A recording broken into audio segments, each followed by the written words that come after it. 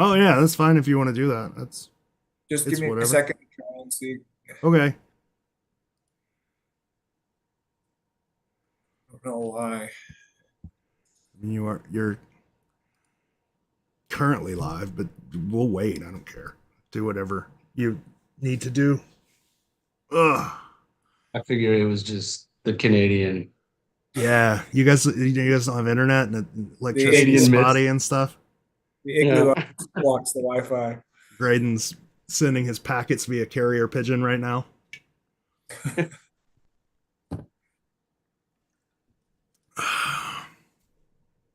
Yeah, you want to switch computers? Now we'll just go with it. You sure? Yeah. I don't mind because now's the time. I guess nobody's watching yet.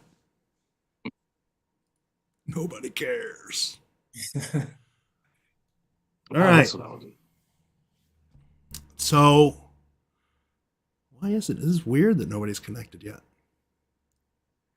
I got a notification on my phone, so I think it went live. Okay, cool. Yeah. Then people will connect when they connect. Because generally, as soon as we start, there's like 30 people, and there's nobody, and that's weird. Maybe it's just a weird Sunday. Who cares? I don't care.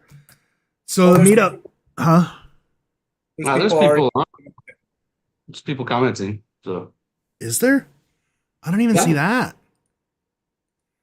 There's something wrong with my thing then,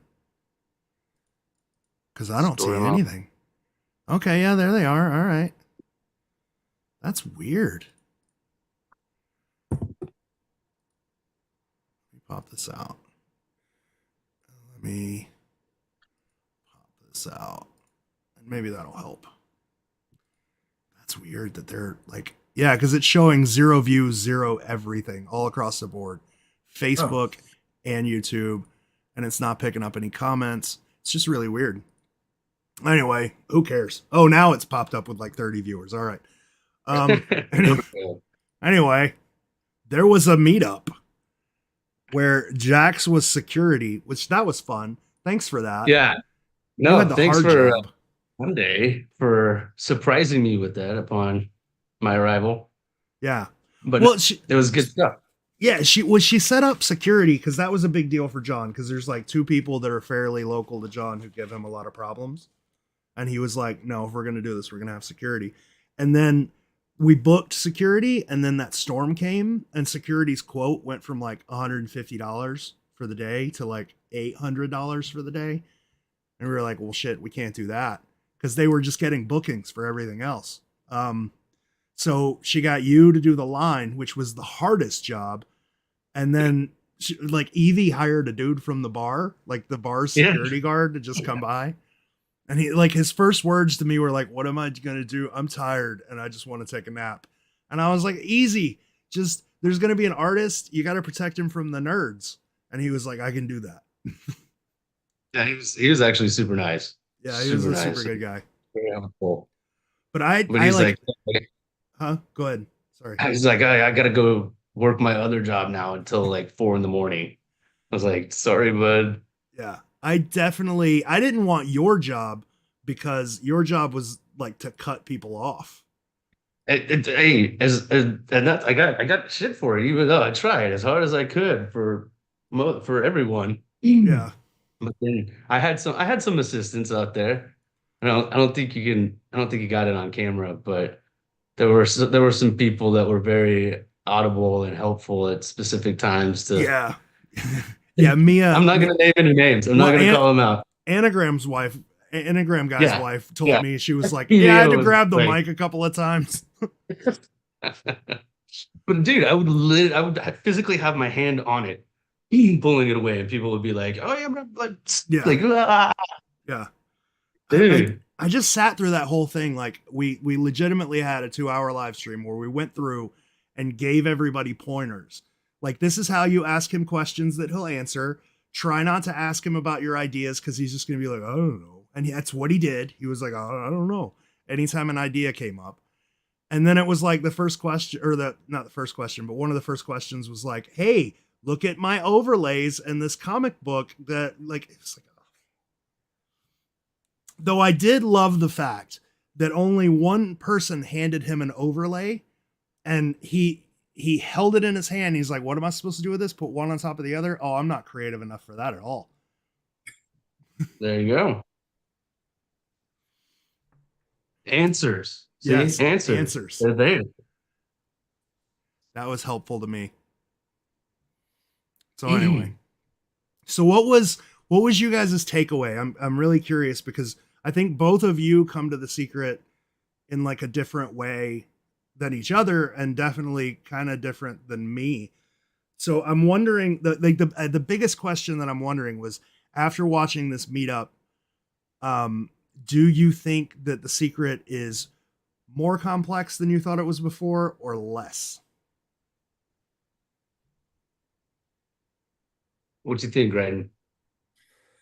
Um, I tend to already be on the side of it not being that complex, so I'm staying on the side of it not being that complex. I guess even a little less, maybe. Yeah, that was my takeaway. It was like, oh, this thing seems way more thrown together than I thought before. I feel Yeah, like there was, yeah, definitely validation, like an overwhelming sense of like, I mean, keep it simple, but he literally broke down structure of how it was planned. It's like he kept saying the same basic blueprints over and over. So it's like how deep are you gonna go past that blueprint, you know? Yeah. yeah. JJP just doesn't, to me, seem like, a lot of people read into every little crazy word that he says and thinks it's some elaborate misdirection when he does interviews. And he just seems like a pretty straight up guy. He really doesn't seem like someone who's trying to hide some um, super deep, crazy things that are going on and misdirect people. He just seems pretty straight ahead. Yeah. I Well, I don't mean, buy. like what I got out of it was all we were when we were going into this meetup, like the biggest sort of conversations online were about like stories that the puzzle's trying to tell you, or history that it's trying to give you, or Byron wants you to learn all of this intricate history about cities. And then when John describes how they picked the Cleveland site, where he's like, oh, I knew the gardens would be a good idea, so we drove past, and Byron was like, just that one's cool. you know it was like all that shit flew out the window. Yeah, I had an Yeah. interesting discussion online, was it yesterday or 2 days ago, about that, because even I interpreted that the same way you did, George, but some other people looked at that slightly different, because my view was like, holy crap, he didn't even know they were going to use the Greek garden. They were driving through it and he said, oh, that one. And some people still think that he could have known which one he was planning to go to and just pointed to it as they drove by it and said, that's it over there. But yeah, Yeah. I tend to Uh, lean on the he was winging it for sure. Yeah. as well, I do totally agree with that. I think just hiding it from JJP while they're there together, like planning ahead, I don't see that as a thing.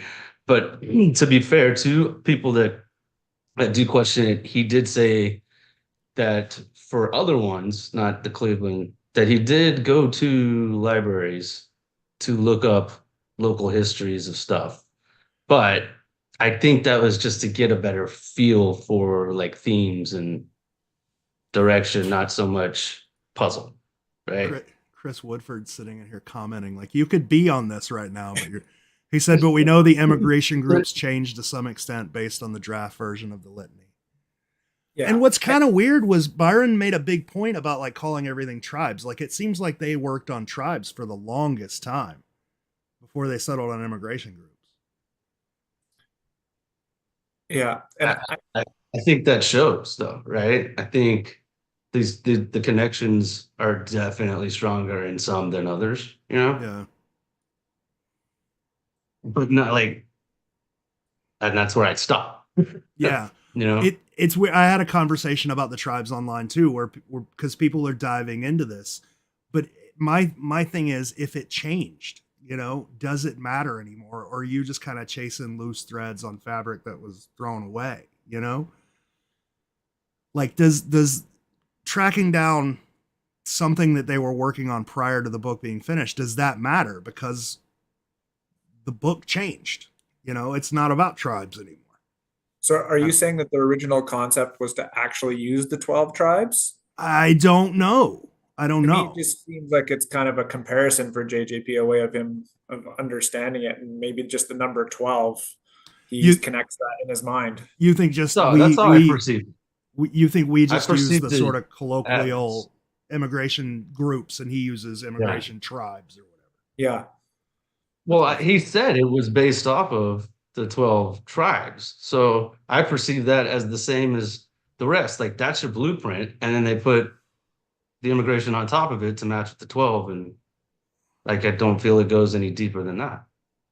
Yeah, because if their concept revolves around the number 12, Yeah. it would be an easy next step for them to, oh, so how are we going to make these different from each other? Oh, what about the 12 tribes? Oh, what if immigration? But for me, like, I always assumed the cultural garden was maybe a wild card because it would give you so many options of cultures to choose that he could save it for last and fill what he needed. But it sounds like it was one of the early ones, Yeah. right? Yeah, it definitely sounds like it was one of the early ones. Because So I don't they know. hadn't even settled on like a process by that point. Like John Yeah. said he was the one that went around taking pictures of just basically whatever he wanted to. And if it was Byron that chose the Greek, how would he have even pre-screened that one? Yeah.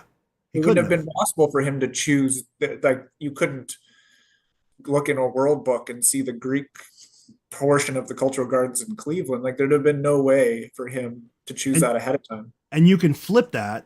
If John was the one that chose the cultural gardens, how could Byron have looked into anything, you know? So it's weird. It's almost like that puzzle was made up in that car ride.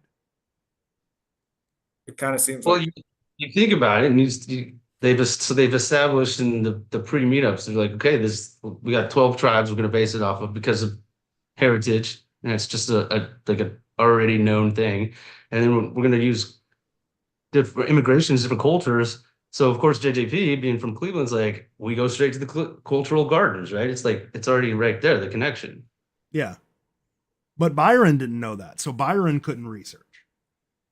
So Right. they took him there, and then Byron was like, And okay, Greek. yeah, he picked it, yeah. But we've always had this like there's always been this argument about how much immigration ties into the puzzle.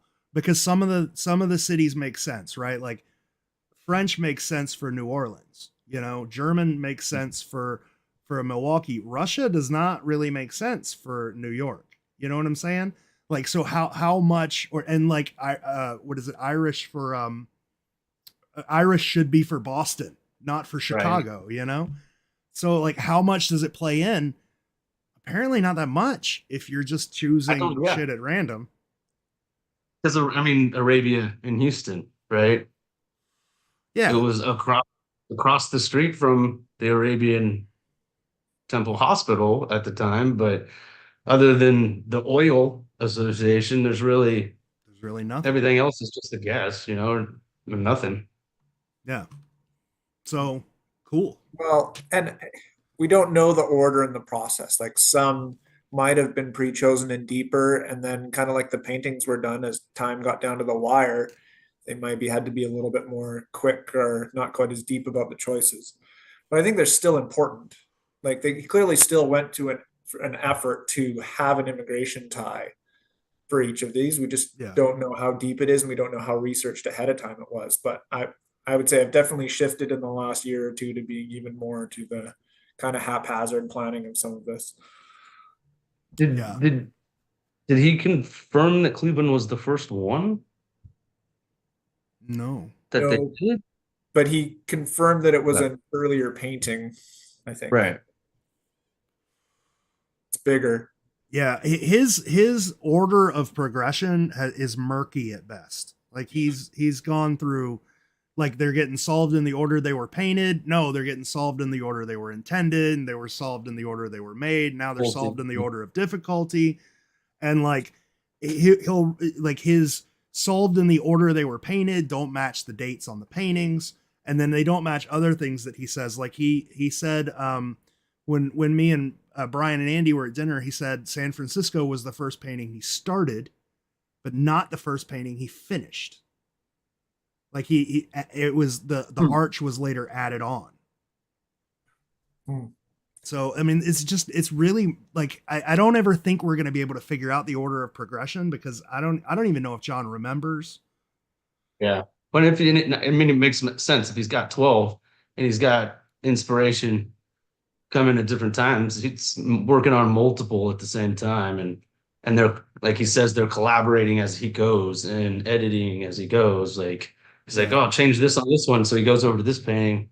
But it sounds like he had, like you were saying, like the couple, maybe not 12 at once, but maybe 2 or 3 at once. And yeah, I don't know. To me, it seems like there's 2 categories for him. There's the ones he refers to as easier. I think he thinks they're easier because they're more image heavy. And those are the ones that he did earlier on and they thought a lot more about and put a lot more visual clues into.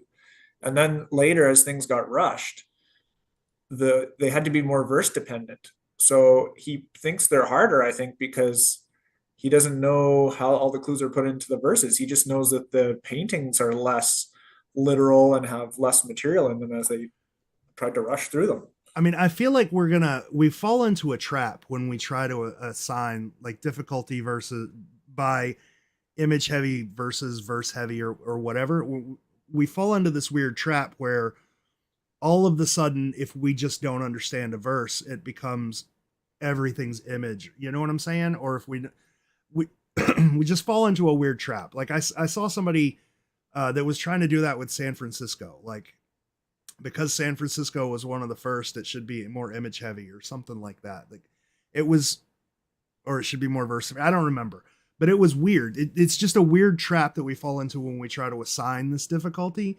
So I'm not sure that the exercise is even worth it. Like, does it matter? Like, it doesn't matter when it comes to solving it, right? Like, you're just gonna it doesn't mean you have to dive in deeper to any rabbit hole or history or anything. It's just gonna be not as obvious, right?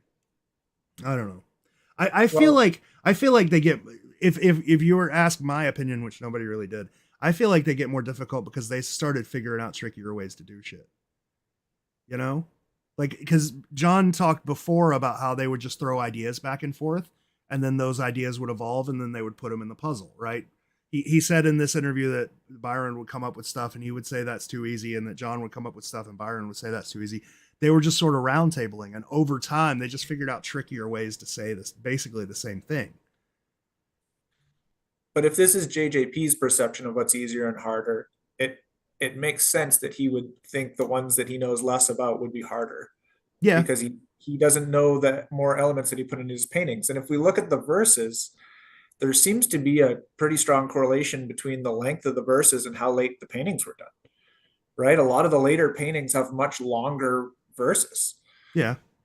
So if you think about Milwaukee or New York or Houston, the ones that he wished he had more time, those are super long verses. Yeah, and so, I mean, what goes with that is the only one we know of that we know exactly when it was painted was New York was painted last. That was dead last painting. And it is the worst painting and the longest verse. So that kind of goes along with what you're saying. Yeah. You say it's the worst painting. Yeah. But he says the worst one is Houston.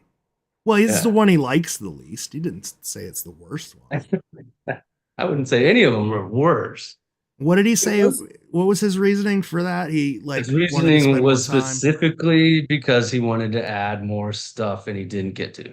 Yeah, he felt rushed. But like he said twice now that it had to be exact. So I think those comments aren't mutually exclusive. Like he didn't have enough time to do what he wanted to. It had to be sort of exact. I don't know that those two are. Do you think they're mutually exclusive, or do you think it's one or the other? I think it can be both. It could be both. Yeah, it could be both, right? Like it had to be specific, which made it harder. It took longer, so he didn't get to add the stuff that he would have. But also, there might be retrospective aspects to it, right? Like now he realizes, oh, I should have added that because it's way too hard without it, you Yeah. know? Yeah. I mean, 40 years of an artist critiquing his own work, he's going to find a lot of flaws. Yeah, it's been a lot. So I know, George, you think that Milwaukee is likely the painting that they talked about at the meetup that was independently started and then they adapted. Yeah. Isn't that what you think it's that one? Well, I mean, it could be one of two, depending because of what he said. I think it's either Milwaukee or it could also be San Francisco, because he said San Francisco was started earlier. He said it was started first, which means he could have been working on it a long time ago. And then Byron was just like, "Oh, let's adapt that painting," and he finished it later.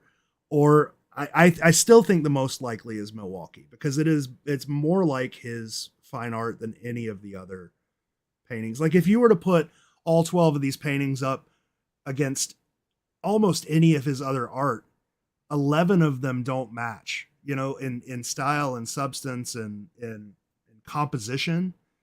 Milwaukee does. You don't think New York was an option because the person, the figure, and then he's starting on that, and that looks like it's actually quite like similar to standalone figure, and then you could have added the rest to it. I mean, maybe these are all And it was the arguable. last one. It's any of them are possible. Oh, I mean, I think some of them aren't. It's not possible for it to be like St. Augustine, and it's not possible for it to be Roanoke, or but any of them are kind of arguable. I just think Milwaukee matches his, because he's got like an illustrative style and he's got a personal style, and most of The Secret matches his sort of illustrative style. It matches what someone else wants the painting to look like versus what John likes for his paintings to look like. Milwaukee matches what John likes his paintings to look like. Very muted colors, very like in your face poses of figures, that kind of stuff. What would he have started with though, if it is Milwaukee? What was already there? It could just be the figure. Because there's not a lot in the painting. It's not City Hall. And the face we know is the lion. So the figure had a different face, and then he changed the face and added the collar over top, or so the lady, I think people are misinterpreting his because the outline of the cloak is what's the lion. It's not the lady's face. really? It's the outline of the cloak. It's that weird black nothingness. Yeah. That's the lion, not the lady's face. Where? What? Contrast. So yeah, just to the left of her face, there's this. It's where the cloak sort of extends over her. It's just a weird, makes no sense shadow. That's the lion. It's the shape of the lion statue's face. The cloak, or on the other side? On the other side of her face. So like on her left-hand side of her face. Her left or viewer's left? Her left. So the direction the cloak is flowing. Do you see? You're looking at it now, I'm sure. Do you see what I'm saying? I do not see it at all. You don't? Okay, that's what was pointed out to me. Oh, really? Like the cheekbone in the hair? No, just the shape of that. Just that awful. The shadow just outside doesn't make any sense. Shadow, yeah. Okay. And now I got. That's weird. Didn't what? Expedition Unknown actually highlight the face? Expedition Unknown did a lot of shit that was wrong, but you don't see okay, so. But the hair of the character is even like lion maney. I thought it had to be the face. Yeah, like on everything on her left, that whole black area that makes no sense if you're just thinking of it as a cloak.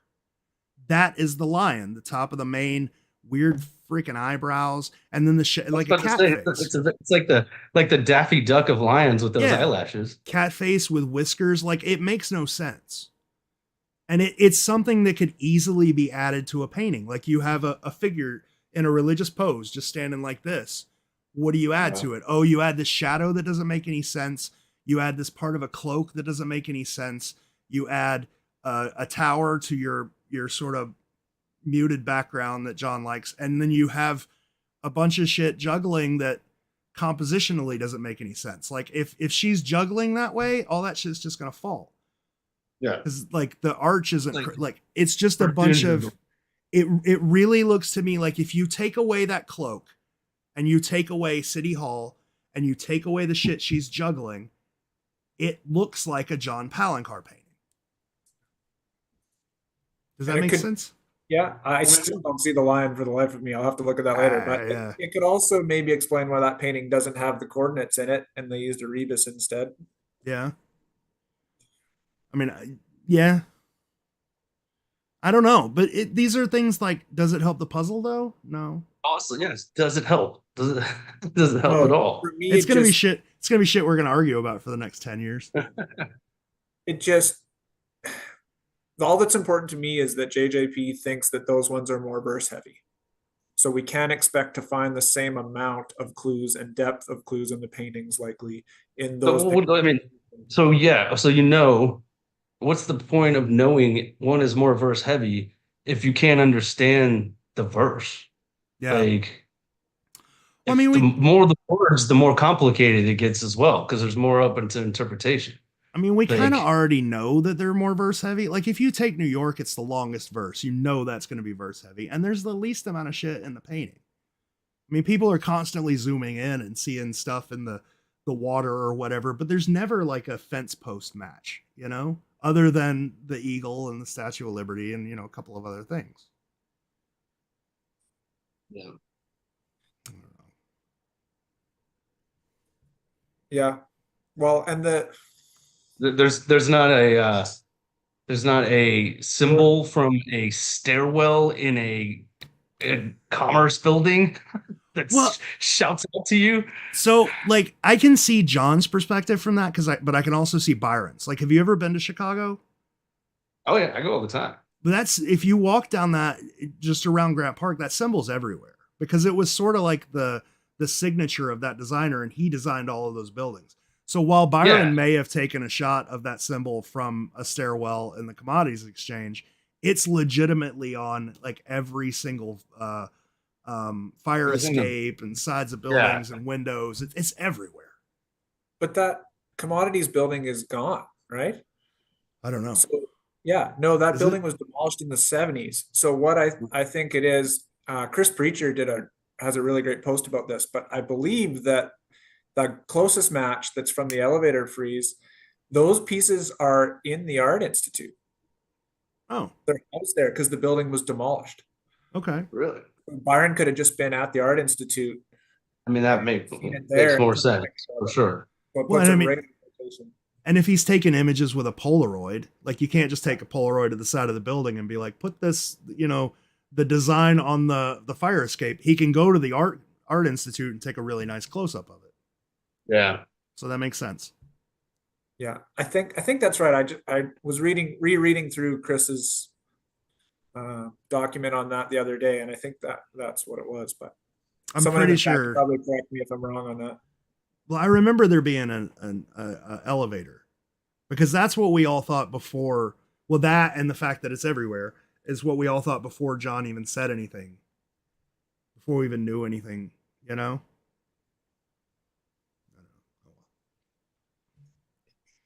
So just again, does it help? It's just a vague nod to a city, a person in the city. I kind of think that does help because we've got a bunch of stuff from Chicago that doesn't It's a it doesn't form a path. It doesn't tell a story. It doesn't give you any history. It's just shit you see. And then kind of vague shit like Chicago Bulls. You know, everybody always tried to make that into the Taurus or whatever and then tie it to Zodiac. No, it's just the Chicago Bulls. Yeah. Or the stockyards. The stockyards. The old stockyards. Yeah. Yeah. Either way. That's I gotta write all this shit down. Did he not say in the meetup that it was the Chicago Bulls? No. he did not. I gotta have Brian and Andy come on because there's so much stuff that he said. Because like I think I said in one of the other Sunday Fundays or something. For you guys, this was like a 2-hour meetup, but for me and Brian and Andy, it was a continuation of like a 6-hour conversation. So I got to have Brian and Andy come on to like verify some stuff because he was just like, it's the Chicago Bulls, and we were Oh. like, what for the arena? Because Straight up validated it. Like, because I was thinking about Matt's line thing where he was like, you start at the Chicago Bulls and you draw a line, and then you start at the water tower and you draw a line, and it intersects at Grant Park. And he was like, no, because Chicago Bulls, like like I was an idiot for asking. I gotta have Brian and Andy come on to verify some of this stuff because otherwise people are just gonna think I'm making shit up. That makes sense though. Like the clues that JJP seems to love are the ones that don't help you find a treasure whatsoever. They're Yeah. just cheeky little city clues like Boston. Well, I mean, they're also Boston. the ones that he can talk about, openly. Yeah. Yeah. I found it weird that he didn't say anything specific about in the Cleveland painting, the triangle. He didn't remember. He did. Yeah, but He didn't remember. Yeah. but he talked a lot about the flower and the month items, Yeah. but he's never said that there is like you know how on Jason's chart, like there's a flower and a month item. Yeah. And so he's never said that there is one. And so that's what we've always assumed is the 3 for Cleveland is that triangle. But when he asked about the triangle, I would have thought he would have said, "Oh yeah, that's the number 3 for that month." Yeah. We kind of because that Brian and Andy, especially Brian, Andy is a tangent of a conversation. If you let and I think Andy and John Palencar are like best friends now because they bonded over so much shit.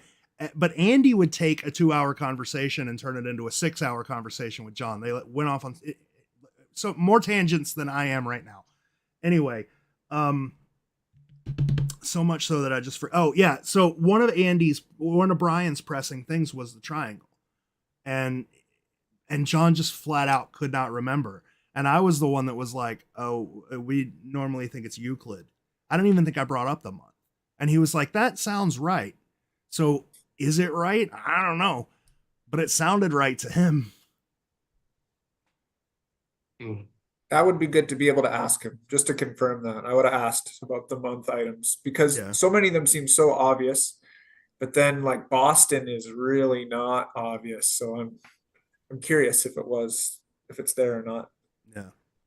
Because if it's not the month item, then it has to be something else. Because if we know not everyone needs to have a month item, we assume they do. But if it's more of like you fill in a table and some of them are blank, right? You create a chart like the columns from the gift giver. Yeah. If we know some of them are actually blank, then it means something like that circle in the triangle for Cleveland has to be something. If it is a clue, it has to be something else. If you're making that chart, the ones that are filling in are going to match up, even though maybe one is empty, right? I mean, the month item could have been. It's obviously one of those things that they would put in the chart, but I wonder if that's one of the things they didn't figure out until later. Because I mean, if you think about it, like if they're solved in order of difficulty, let's assume he's right about that, and it was Chicago, Cleveland, Boston. None of those have clocks, right? They're non-clock. They're like the month item is just given in a weird way. Right. Yeah. The clocks would start with Roanoke, the next one, right? Because he said Roanoke should be next. Yeah, and not all of them have, like Montreal doesn't have one, and St. Aug doesn't have one. St. Aug, yeah. But they have number items, but not clocks. Houston's got columns. So yeah. I wonder if that was something they just figured, I don't know. Like an easy way to do that clue. Anyway. So, let's see, I wrote down notes. Well, you're talking about you mentioned earlier in the Cleveland, like the confirmations, the answers that we did get without the dismissing them, the ones that were pretty solid. I think Cameron asked this question, and it was specific to his theory, which is it's a good. He's got a really good theory on a mixing of verses with Montreal and Milwaukee. And that's why he asked specifically about names of paintings. And I thought it was interesting and kind of validating is what I assumed, that some of them have names specifically for like displaying them, but he did say when him and Byron talked, they referred to them by the city Yep. each time. And every time we have one of these things or you have an interview, he refers to them as cities. So I don't think you can get a clearer confirmation than that for the specific ones he's named, right? Well, I mean, well, that and like he also said, that was my actual next note. He was talking about the templates, and he said searchers have figured out most of the template. He specifically said latitude and longitude coordinates. Before he said general geographic locations, which that searchers had figured out general geographic locations, which led all of these alternate city peoples to be like, oh, well, he just figured out North Carolina. It could be anywhere. But this time he said cities, that the cities have been figured out. So like, I think that I'm going to put a nail in that coffin, you know? I think, God, he gave away so much stuff in this meetup. yeah, that's what I was even prompted. I was like, answers. Like we could just go off of these answers, like the stuff that he confirmed. And some of it was like just in passing, right? He wasn't like spilling. He was just like, oh yeah, blah blah blah. You're like, what?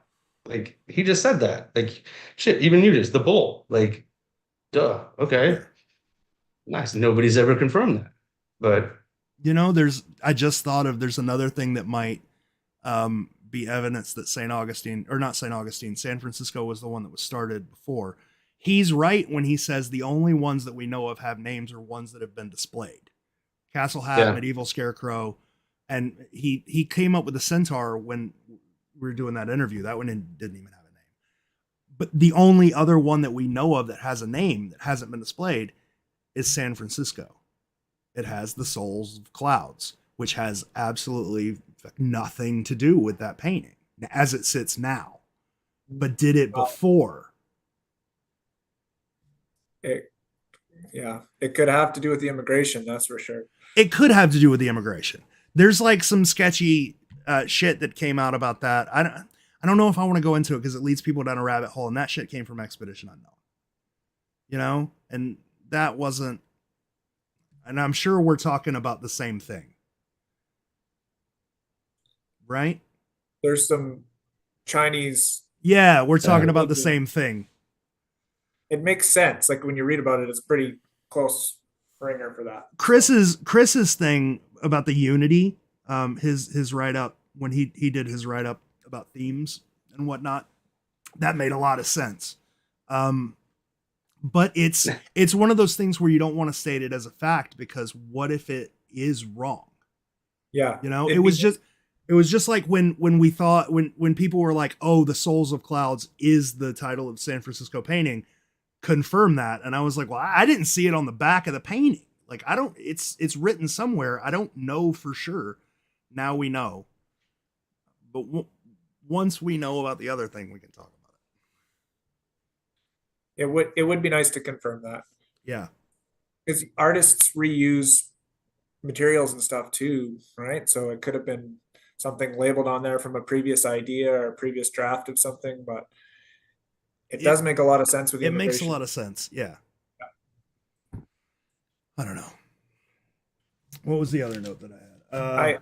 Just one thing to something we already talked about, just because I have a list of about 30 interesting quotes from the meetups. But looking back, his quote was, in Milwaukee, the lion is the lady. Yeah. So if it was the cloak, would you say the lion is the lady? I can say that was legitimately pointed to and said that is the lion, and it was the cloak. It was the outline of the cloak. Whether or not there's more to it, I don't know. So I mean, like if it hurts or helps your theory for it to be the lady, then let it be the lady, because I don't know for sure. What I know of, when the book was in front of the man and he went, that was the lion, he was pointing at that black section of the cloak. Yeah, it doesn't matter either way. If we know that the Milwaukee painting has the bridge line in it, it's all the same. But yeah, which that like now the people who switch the Montreal and the Milwaukee verses are gonna have that makes it even tougher for them. Like, sure, you can switch whatever you want, but you got to get me back to that damn lion. Yeah. And it's got to be at least as easy as the Milwaukee verse does it. But Your also that what he said in reference to that lion, he was like, "Yeah, was it close? Was it should he literally said should they have turned around and counted the other way like and pointed at Andy and Brian like they did like Yeah, I don't think Josh and James Renner were thinking like Byron. Like, Byron's not just going to stand out in the middle of a park and dig a hole, even if it was the lion, even if they were super close. Why didn't they just go off to the side of the line where you could hide? You know? I think he did. That's why the verse says to go under the bridge and Yeah. walk across rock I and never soil. I never understood why everybody ignores the rest of that verse. That verse is very difficult. Yeah. So my next quote was something that we were talking about before. You were talking about John's sort of memory and John's clues in a chat, and you were specifically talking about Ironsides. And when John posted, or when John said that the circle in the Boston painting was supposed to represent portholes for old Ironsides, and you were like, but Ironsides doesn't have portholes. Yeah. My thought with that was he talked about how he got clues, and he got clues from what was a very, very specific Polaroid camera, like ZX80 or whatever he said it was. Would he know? Like, if he didn't go and research a better quality, like if Byron was just standing in Langone Park and took a Polaroid of Ironsides, would John know the difference between the cannon holes, which are circular, like when they're closed, like it's square when they open up, but when they close, they have a big circle. Would he know the difference between portholes and cannon holes? Like, that leads me to John didn't do much research into this because he just assumed boat portholes. Very possible. Very, very possible. Or he's not a stickler for always for the actual visual representation. It's more the spirit of the idea. It's like, oh, there's an old ship there, so I'm going to draw a view out of an old ship to evoke the mood of that or the idea of it without it being a literal representation. Which is like leads us to how badly we're screwing up this puzzle, looking for exact literal examples of whatever when you should be looking more at the spirit of the thing. You should be looking more for Boston Pops than a freaking bird. You know what I'm saying? Except he says there's two more literal representations that we haven't found yet. And he said, I went back and listened. He said it was in one painting. It was in a painting. Yeah. But he also said that when BP sent him the Polaroids, that he would be instructed to sometimes use just a specific part of that photo, not the entire thing. Yeah. So if you're taking, like, maybe he's using the portholes as an interpretation or a representation of that aquatic ship theme, that's him just doing it on his own, whereas BP would tell him to use a very specific part of a photo, like, and not all of it, because then he'd have to go back. And he said it happened at least twice that they had to go and edit his clues, his paintings before. Because they were too obvious. Too obvious, yeah. Well, and he didn't want people digging at those obvious spots because it wasn't like my mind right away goes to the Castillo. He's talking about the Castillo there. He put that in the painting, and then Byron's like, no, my we don't. Mind immediately thought that he's saying that now because of the amount of people that are digging as opposed to back then. Like, I thought that was his like little shot to be like, guys, stop freaking digging in these spots you're not supposed to. Yeah. I don't know. I know like that image is synonymous with St. Augustine. Like, as soon as, if you were a school kid learning about American history, as soon as you saw that, you would think, oh, that's that big ass fort in St. Augustine that the Spanish had. So I could see it just being too like an easy nod to St. Augustine, because there's nothing else in that painting screams St. Augustine in the way like the Chicago Bulls logo screams Chicago, you know? The quote about that he said was he would send me photos. He would say, Do you want to include this? And I would say that's too much. That's too obvious. They'll be right away digging holes everywhere and missing where it actually is. So it sounds like there were spots that were obvious landmarks that they were, wanted to smaller or larger breadcrumbs, as you would say. And then they realized, well, if we put this there, people are just going to go directly to that thing and start digging. Yeah. But on the other hand, that fleur de lis, like we did that. You got the water tower, you've got the city hall, you've got these buildings, like, and people see that and just go straight to it, like. And the fleur de lis doesn't match that either. Like the fleur de lis could really only be covered up to like not confuse it with a French. Right. Yeah. Confuse it with another city involved in. Yeah. I mean, it's pretty exactly right there with the leg eater, but that's not like the Castillo where a kid, in history class would know it. No, but does it reduce the likelihood of people digging at the Stephen if that's not the actual final dig spot? I think if that had been left off and people found the leg eater, there would be more holes there. I think that answered your question. Like, yeah, I think that's if the is it Jordan Mount Stephen Club, if it's not there and that fleur de lis would have been left uncovered, that would definitely be the major spot to look. It would be a distraction. But I can't see it not being there. Well, it could be very close to there. Somewhere right around there. I should say that. There's a lot of clues on that block. So yeah. What do you think? Kind of leading into that, the next topic, as opposed to answers, was also to address the misdirection. Because I see this has blown up a lot since he actually used the word misdirection. So I was like, we should probably focus on what he said and how you can interpret it. I see how you can interpret it in multiple ways, but like his misdirection red herring comment was directly about the triangle or in Cleveland, the L and the bell. Yeah. And of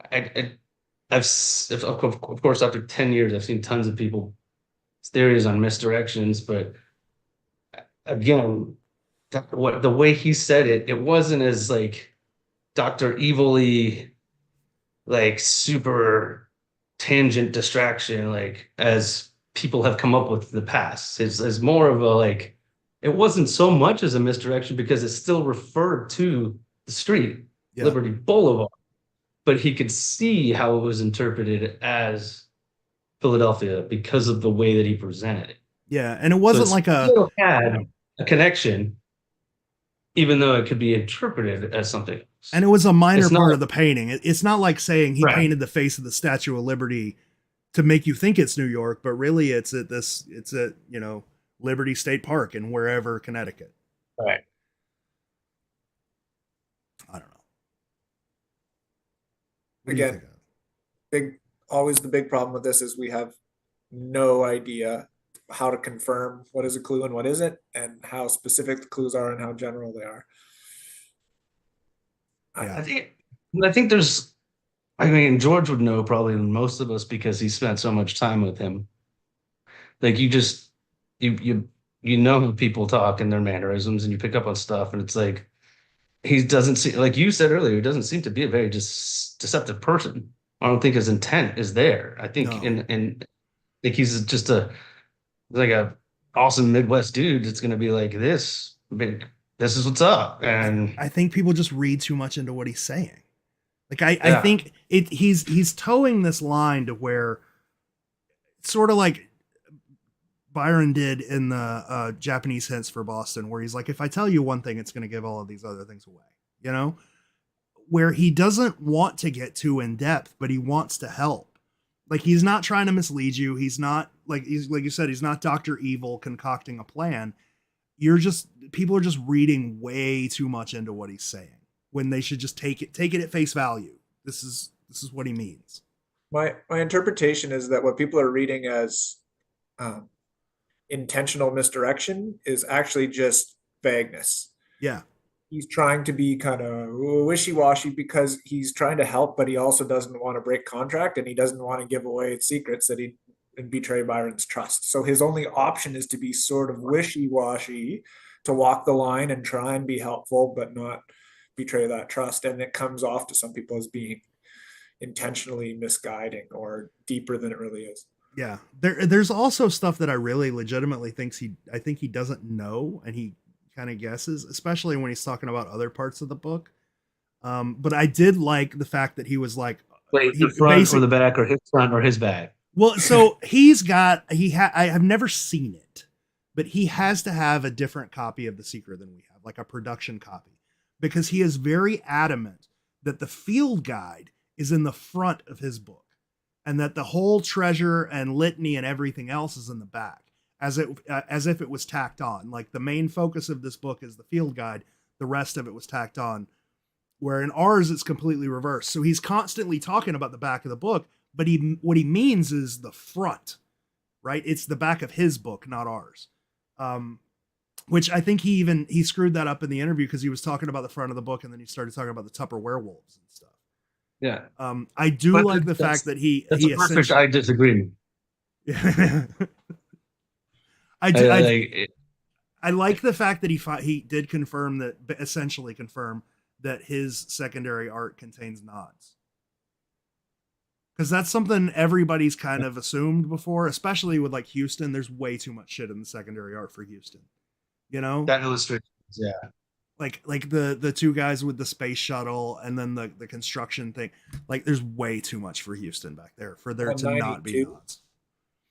You know, I'll argue with people on that. It could be the 982, or it could just be that was drawn in 1982. The number is 98 on the. No, it's 82. It's just 82. Right? Yeah, it's 82. Yeah. It's not 982. It's just 82. So I agree with you. It's probably a nod to the 982. Yeah. But it also could just be it was drawn in 82. Well, if we but either way, you're looking for a train, and there's a train.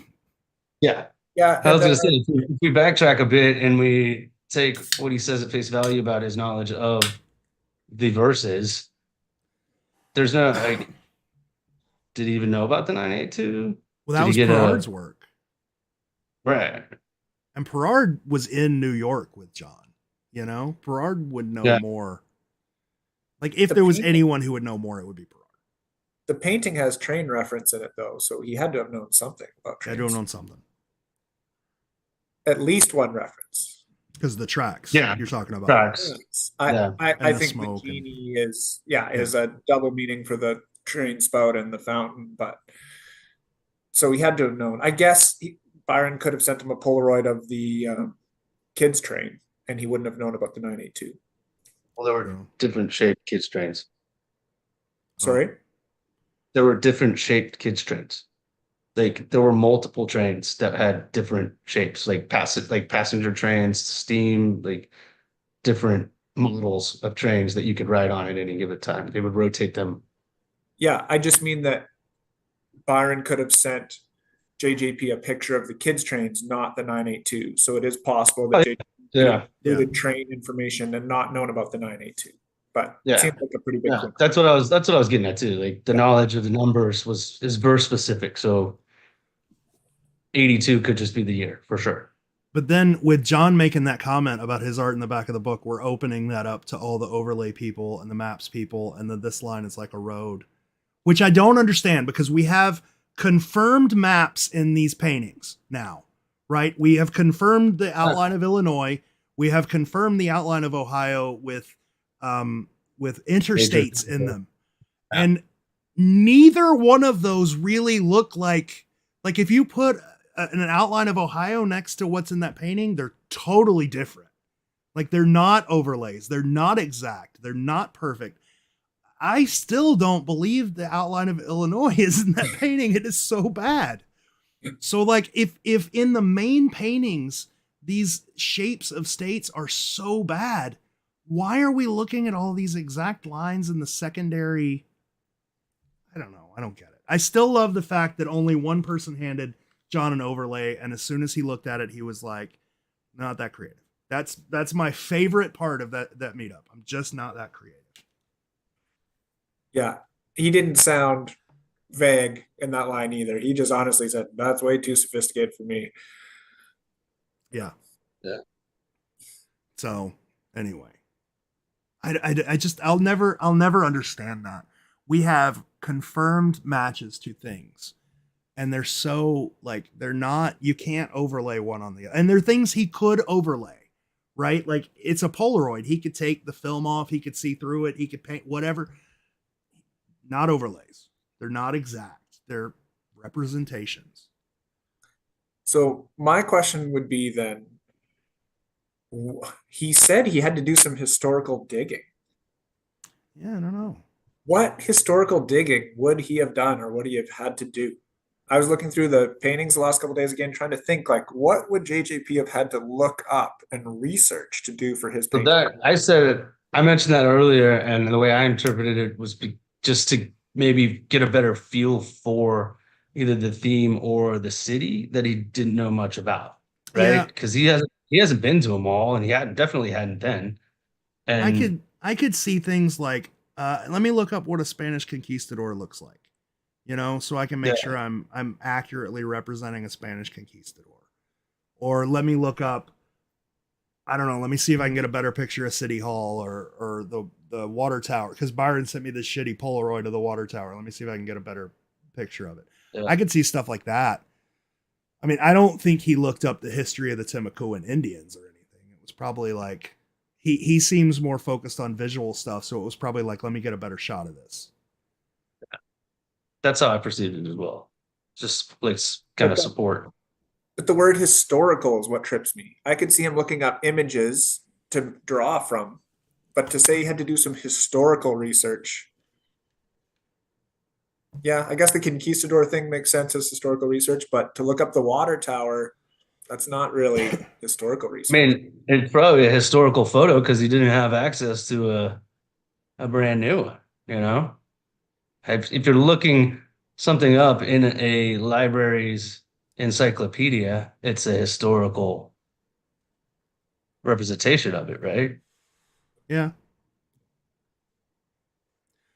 John's sister just popped in to thank everyone for bringing John to the meetup. John is at every meetup. So anyway, yeah, Did I mean, huh? gift givers said there were no overlays also? I don't remember. Yeah. I don't read those as much as you guys read those, as much as most searchers read those. I don't remember. I remember it's possible in the one where they were talking about like how little technology was involved and like how they had Apple IIs or whatever. And still people are like, oh, well, they had maps and like I love vintage computers. I know exactly what they could do in 1982, and it's not a lot. Yeah, so but you know me, I'm not to that level of overlays and details, but I think it's possible that there could be a representation of a map in one of the Yeah, paintings. of To course. me, I think the outline of the Fountain of Youth Park is in the St. Aug painting, but that's something that you could just he could have looked up. He could have looked up the Fountain of Youth and some research and found a map of the park and generally just kind of outlined that area. Kind of, but what sucks for that is the outline of the park now is not what it was in 1981. In 1981, it didn't have seawalls, it didn't have a defined area, and it didn't really look like what the paint like. There's a thing that Brian The took old a map picture looks of, like it. huh?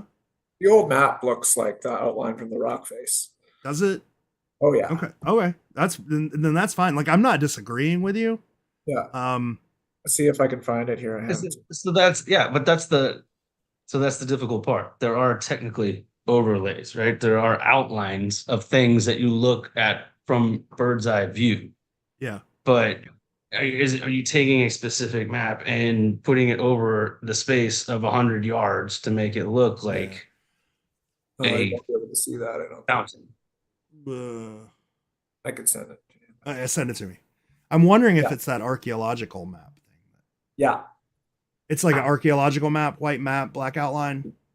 Yeah, it drives me nuts. It's the archaeological site map, but the thing that's crazy about is that the marker for the obelisk is the same symbol as what they put over the Castillo on the You painting. research that because I think it's from like 1992.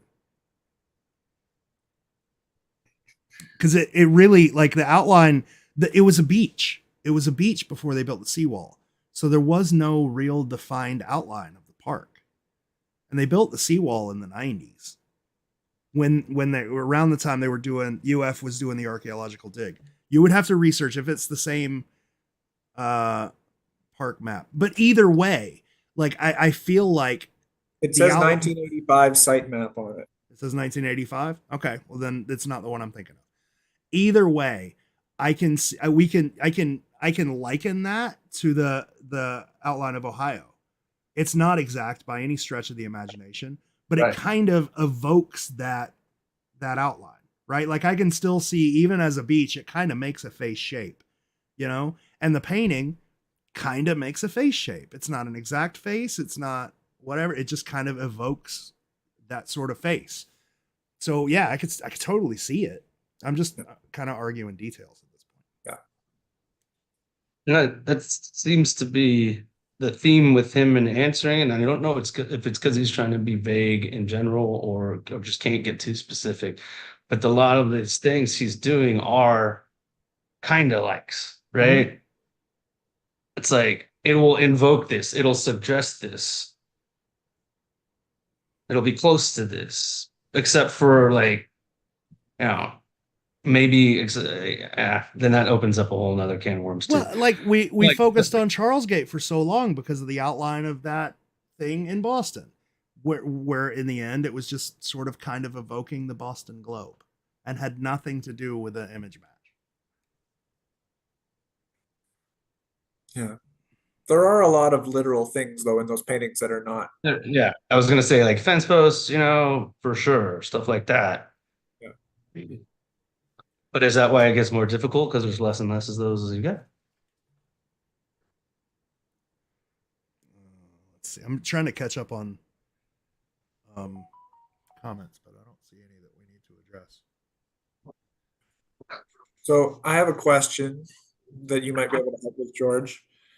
He's talked about the two kind of really obvious things that he can't believe people haven't found yet, to which I'm curious, but I don't super care that much because he likened it to the word Boston in the Boston painting, which he loves so much. And I only really care about a fourth cask being found, and I don't think the letters spelling Boston really helped us find that cask. So when he says there's those two things that people haven't discovered, and then he also talked about the Sullivan medallion, how people didn't know about that. How would JJP confidently know that people wouldn't have known? Don't know. I just don't I don't see it. him as being on the Facebook groups 3 hours every night monitoring everything that's being posted. I think Because he said he did throw in the caveat that they were obvious and he hasn't seen anybody talk about, right? Yeah. It doesn't mean they haven't been mentioned. Yeah. I think John's knowledge of the secret, the progression of hunters, when it comes to detail specific stuff, like not stuff that, like he and I have talked about stuff, and every time we have an interview, I kind of have to bring him up to speed on what the community is thinking, just so he knows what he can talk about versus what, you know what I'm saying. But his detail knowledge of the secret, I have a feeling, ends somewhere about 2006, because he made a comment once that he used to, and I can't remember if I asked him this at the meetup or if it was at dinner, but he made a comment once where he used to go on quest for treasure. I think it was at dinner because I used the word trolling and he didn't like the word trolling. He was like, "I'm not a troll. That's somebody that just causes problems. I just look." But I have a feeling that when Brian and Andy found their cask, he started Googling and ended up on quest for treasure and stuck around there for a while, just reading what people thought. And now, since he's stopped doing that, the only way he knows about what people have found is if me or another hunter that talks to him tells him, because there are several of us, or he gets something in the mail that talks about something, you know? So I don't, when he says like nobody's found it, that may not be accurate. He may just not know we know. Because just like the latitude and longitude coordinates at the last interview where he was surprised it took us until 2004. That's because he didn't really know. He didn't know we knew. He avoided those numbers and shit when we were talking about it because he didn't know we knew. It was weird that he avoided the Cleveland numbers though at this meetup again, knowing that we know. Yeah. Well, he maybe forgot. I'm not real sure because he opened up about latitude and longitude coordinates after Brian was like, "It's the latitude and longitude coordinates, John. Everybody knows that." Because afterwards he was talking about latitude and longitude. But he just known about latitude and longitude before this meetup. It seemed to me like there might be something with numbers that we haven't figured out yet. It's possible. It's possible. It's possible. I mean, there are the people online who are leaking it to like Nixon or something, like Nixon in the face of the horde. And like, if it was that deep in Cleveland, I think he would have said something about it because he was pretty adamant that we have gone over everything he remembers about the Cleveland painting.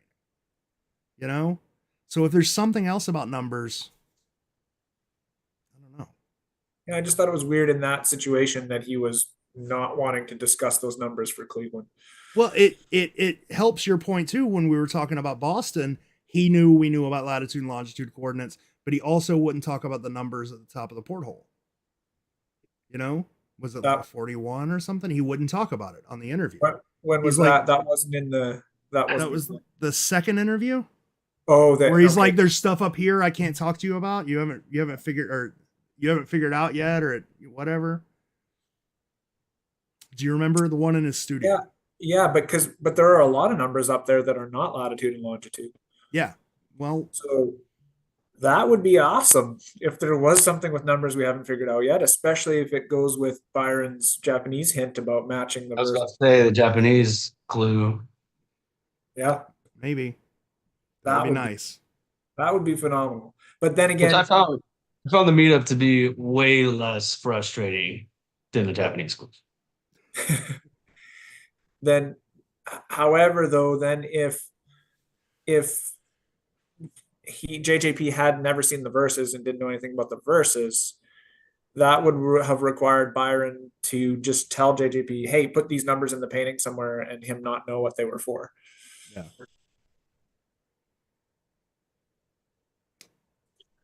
But it'd be awesome. It would be nice if we could finally figure out what that Japanese clue means. And you're right. There are a lot of numbers, and we're going to open up a door here where every line's going to be a number. But there are a lot of very obvious numbers in these paintings, which we don't.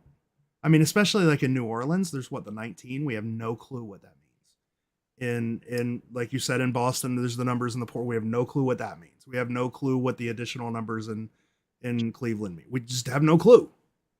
Which painting is the one that got cropped and left out a number? Houston. Yeah. Houston, on the left side of that painting, like one of the latitude and longitude coordinates was cropped off. With a partial. Yeah. But like it was, we knew we were supposed to be looking for latitude and longitude, so we knew it was there. And then when the painting was released, we were like, "Oh yeah, okay, there it really is." Oh, there's like it's a 29 or a 31 or something that's on there. Okay. Yeah, but he confirmed that nothing was cropped out that was necessary, right? Yeah. Yeah. And that I think there was an interview with Kit somewhere where Kit said that his dad was really upset that stuff got cropped out. And I think he said, I can't remember the exact wording, but I think Kit sort of alluded to feeling like his dad thought something important was cropped out. Him saying that nothing important was cropped out was great because, and that just the cropping made him mad. Yeah, I feel like that was referring to like even the resizing when he was talking about specifics and details and zooming, and it's just had to do with the printing process, and that his artistic stuff was lost due to the printing process, not clues or specifics. Yeah. Yeah, he's talked about that several times now. He's really bummed about the eyes in Boston. They're really pretty. Yeah, Yeah. I don't care about anything that doesn't involve finding a fourth cask. So tell me So about the He's sitting at cruise. home like, those fucking eyes. so what do you guys think about, let's see, let me see how to ask this. So we all knew I think we all kind of knew the paintings didn't share clues, right? Like, because that was the next question that was asked of him, was do any of the paintings share clues? And he was pretty adamant about the fact that they don't, aside from, what did he say? Yeah, Some there's paintings are linked geographically, but it's a non-factor. yes. There's a Which I have linking no that came idea what about that as means. happenstance, and we said let's do that, but it's a non-factor. The only thing I can think of with that would be like the bookends. Like they're both coastal cities, because he's made that comment in the past that the bookends were the coastal cities. But that doesn't necessarily make any sense either, because yeah, New York and San Francisco are coastal cities, but so is Charleston and Roanoke and St. Augustine. And like, Yeah. why choose those two? I always thought because they were the primary immigration There, ports yeah, coast, right? that But that would be the one that makes most sense. yeah, but he's talked about this geographical stuff and talked about, like, remember when he said, do they go east to west, or do they go west to east, or do they go out and come back? And I've placed them all on a map and tried to order them by month item, order them by order in the book, and there doesn't seem to be any logic to the order that they're in. Yeah, at first I thought, like, is he referencing some sort of sequence? Like, does that help though? Like, I also was like, maybe he's just talking when he's talking about geographical, maybe he's just referring to coordinates. Like, again, just vaguely, like, that's geographical, right? But Yeah, he said that this came up kind of by accidentally. accident, and they decided to go with it. So I think that the coordinates were part of the original Yeah. template plan that they already had. Yeah, and if it's something that they just kind of decided to go with, and he said it's a non-factor anyway, then it's not Yeah. really something to concern yourself with. Most will say that. Again, does it help? Sam, there's a comment. I still wonder why the top of the New Orleans paintings looks like it was cut across the top. It's not. It's not cut across the top. It's a painting. This is just full board. Even if it was, nothing was lost. Yeah. The only one that I know of that's been added to was San Francisco. They just added the top arch. Does he Oh. does it mean that you can't see the top of the clock in the painting? Is that what he's talking about? Sam, that might be what Sam's talking about. Is it weird that he was like, you need to find a photo of a clock? Something. He said Those are two different things. door and clock he was sent. He was talking about the images that were sent to him in photos that he would be asked to use part of. So we talked about clocks and doors. Maybe doorway say a or specific part of the clock. Did he not say a Part of the specific clock. clock? Oh, No. Okay. But then I'm just wrong. what did you just say, George? Because there was two separate comments that you alluded to in the same sentence. You needed to find a photo of a specific. Oh yeah, clock. But yeah, so the photo. That was he said that after talking about the two obvious things that people haven't found yet, and then later after the sentence after he was like, "But you would need a corroborating photo of it or something." Yeah, yeah. I still think that's the. I really, really, honest to God, think that's the church in the New York painting. People disagree. The church in the New York painting. I feel like that was cut out. Like that outline was cut out. The way Ben described how those things would be added is the painting would be in a room and there would be a sheet of glass in front of it, or like a glass window, and you would paste on the glass window, and the camera would be back here. You see what I'm saying? And so you wouldn't have to put anything on the painting. You would put it on the glass and then you would shoot through the glass. And I really feel like that church is so damn exact that it had to have been cut out of a photo, either a photo of artwork or the photo of a building, the photo of something. I thought it was a photo. Like, did he paint? Do we know that he painted that church? I thought it was like a piece of clip art that was just pasted on there. It's not on the painting. Yeah. It is something that was cut out. Yeah. So he And didn't it's paint so that damn way. specific. You know, Well, like, I just think it's Russian. well, it's Sorry. not though. Like I've looked at so many Russian churches, and there's one, I believe it's on the right side of the church. The domes have almost like a, most of the domes come to a point with a steeple essentially on top of them, except for one which has like an extension, almost like an observation deck on top of one of the domes, and I can't find a church that has that. It's just a weird feature that I can't really find.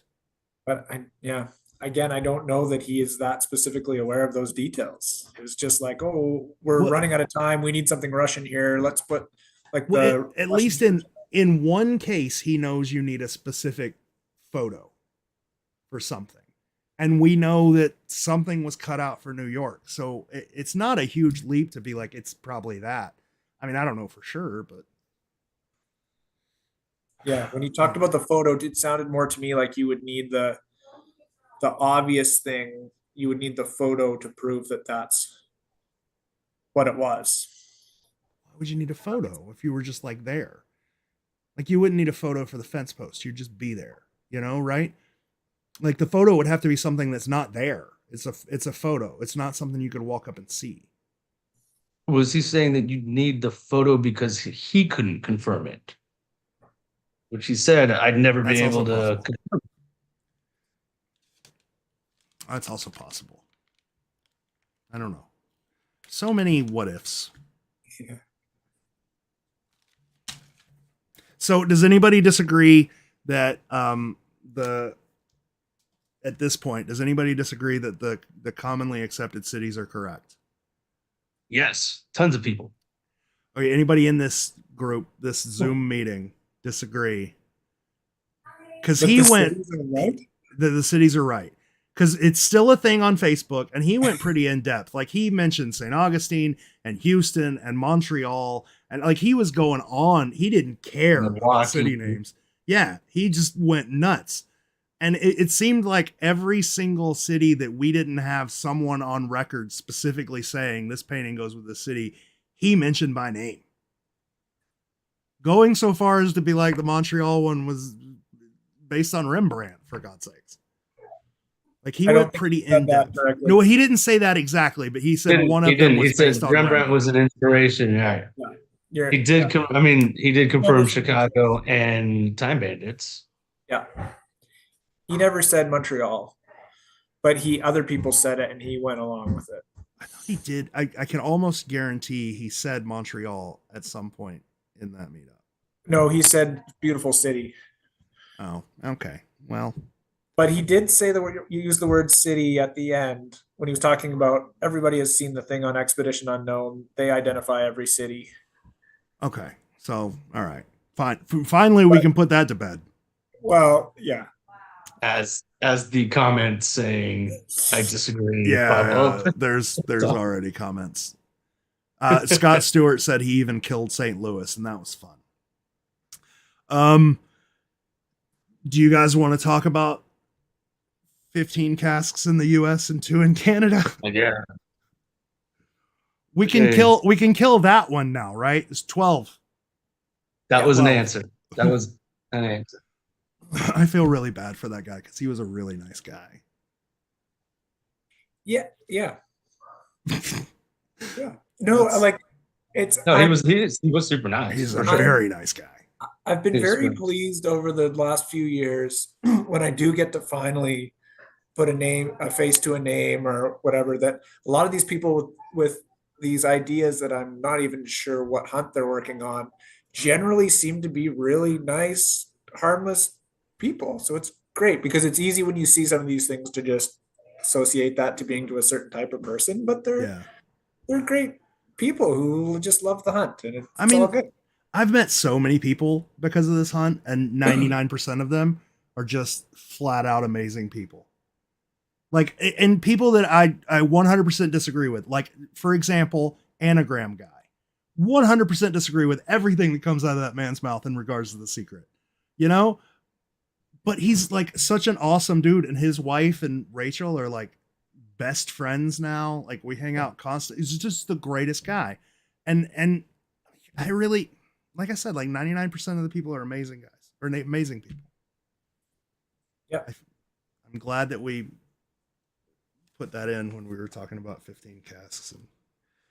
And You can try and put things to bed, and then there'll be 2,000 new people that'll join in the next month, and they won't know any of the background, and they'll have those same theories again. So yeah. I mean, that's the circle of life here. I think the stages. I want to. I've thought about this, but I'm not an illustrator. To do the phases of grief in as the phases of the secret, where we all know them. Everybody does it. Comes out like new and aggressive, and then like it just finally trails off into like I don't give a shit. I just want it solved. I share everything, and like people don't realize it till you get there. But it would be cool to have that illustrated in some way, and then have I'm gonna giggle under it. I'm surprised that hasn't become a meme. I'm gonna giggle. I hope that was caught on camera. Steven hadn't sent me all the video yet. Going back to what you were saying about the people, like that right there, like we like the little comments, the little things like that, the way everybody talks at these things. Like the first meetup I ever went to was the 6 people in Houston, but like I think it was before, like right when the Facebook page started, and it was just I was just happy to talk to someone. I'm just happy that somebody else knew about it, And of course, it was brief and it was cool, but to show up at this thing and see 100-some people, like everybody's super into it, like just the atmosphere alone, like the name. Imagine getting to meet people in person that you've exchanged comments with over in theories for years. Like it was super. That was super cool, and I think Brian and Andy did a really good job at acknowledging that. And I think we all like just shared the same sentiment when we were there. It was freaking cool, man. I'm just so bummed that I couldn't go. Like we were planning to go and tried to make it work, but for that exact thing, like I have close friends, people that I care a lot about that I've never met in person before, that would just be so good to finally connect with. But we're gonna have well, I'm sure there's maybe been one, but there's going to be a Canadian meetup, George, happening very soon. Nice. We only have 2 people going so far, but I'm gonna go meet Cole in Winnipeg in September. So if there's any Canadian people out there that want to join us in Winnipeg in September, announce when it is. Announce. Like I use this as an excuse to go to Cleveland because I just never been. Yeah. And I got to surf. I got to surf in Cleveland on accident. Like I never surf in Cleveland. What? Yeah, that's why I missed all of Friday days festivities because I went down to the park to eat breakfast and at the lake, and there was actually surf. And I started talking to the guys in the parking lot, and I ended up surfing for hours in the Great Lakes. So that's like a bucket list thing.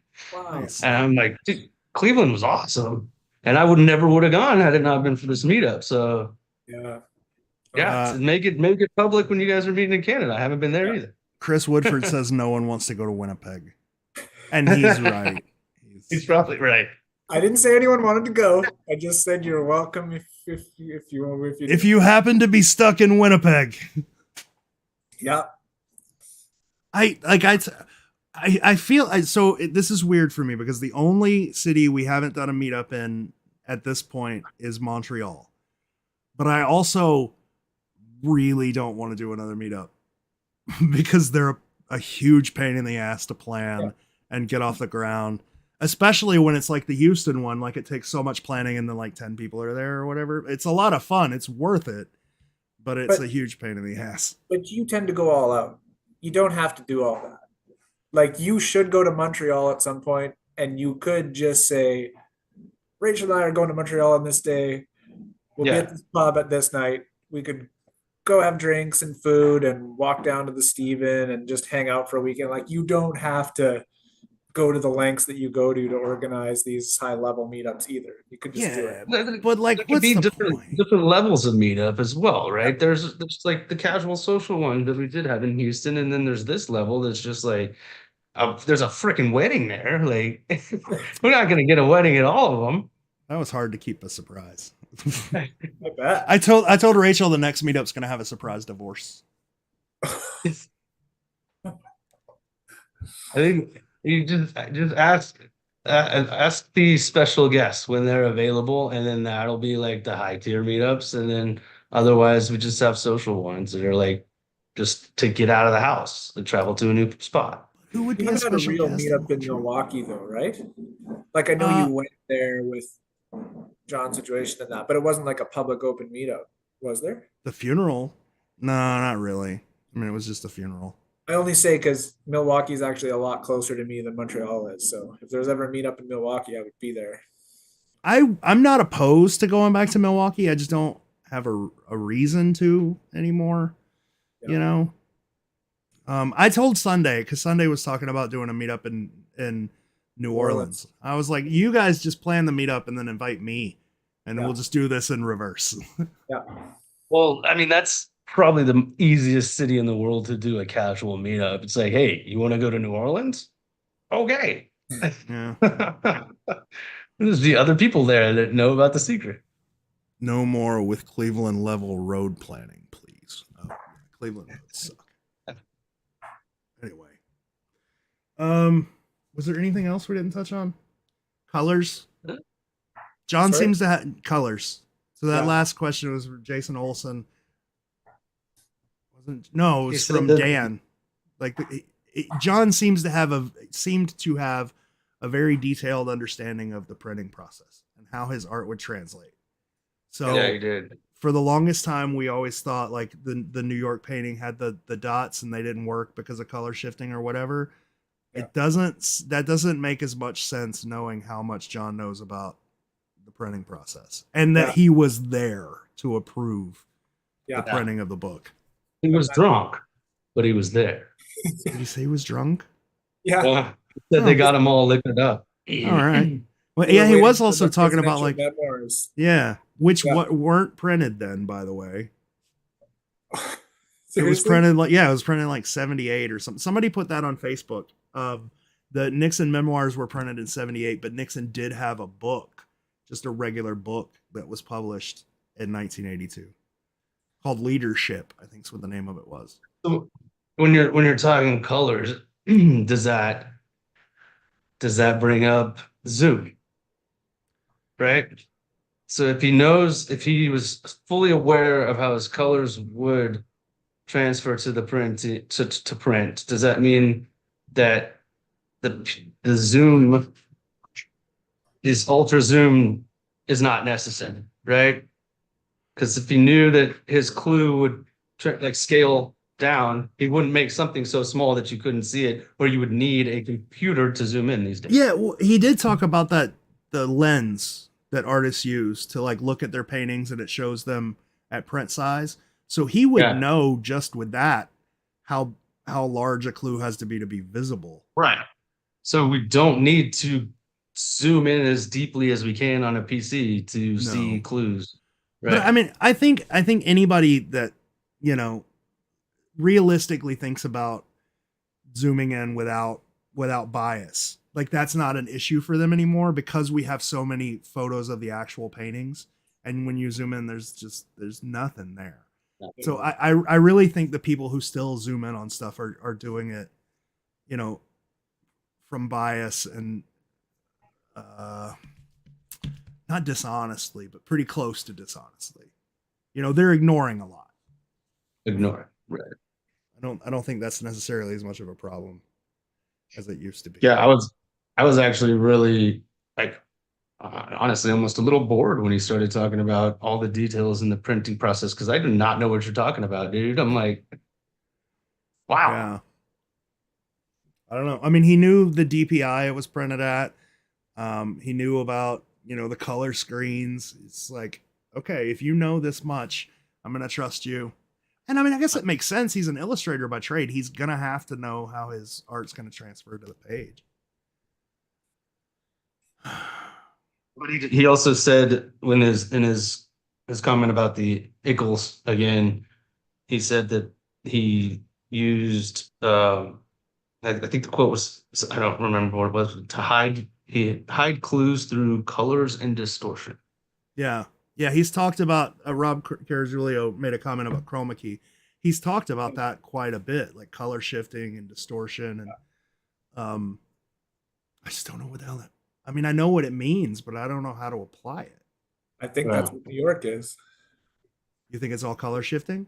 I think those three panels, I think there's something, and people have looked at that a lot, but there's something in those panels that you either have to like blur your eyes or remove certain colors and it's gonna spell something or it's gonna be Yeah. the thing. Me and it's odd because me, Brian, and Andy, like after the meetup, we went back to the park the next day because it was the first time they had ever been to the park since they found it with no one there. Right? They just wanted like a private thing and invited me for some reason.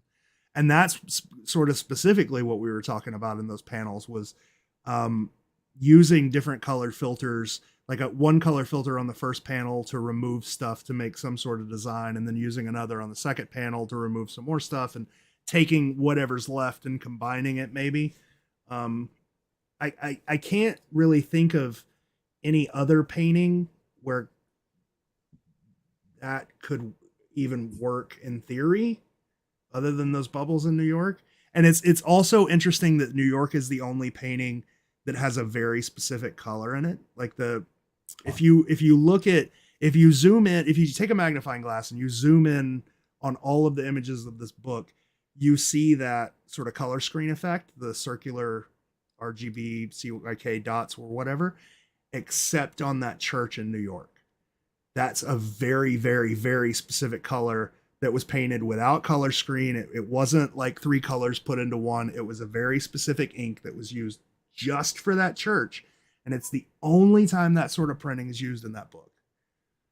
So if he's mentioning color shifting and chroma keying and there's one painting with a very specific color, I'm inclined to believe that those things go together.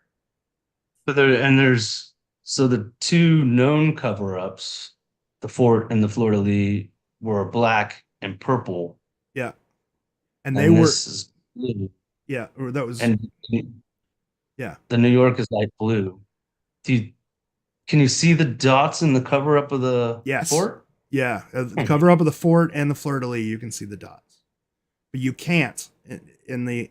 And it was explained to me once, like there's, it's 4-color printing. It's CKMY black, right? Those are the colors that go in the printing press, and they're all laid on sheets, like they're almost done one at a time or whatever, and then the colors, like the dots, mix and then trick your eye into seeing the color it wants you to see, right? Yeah.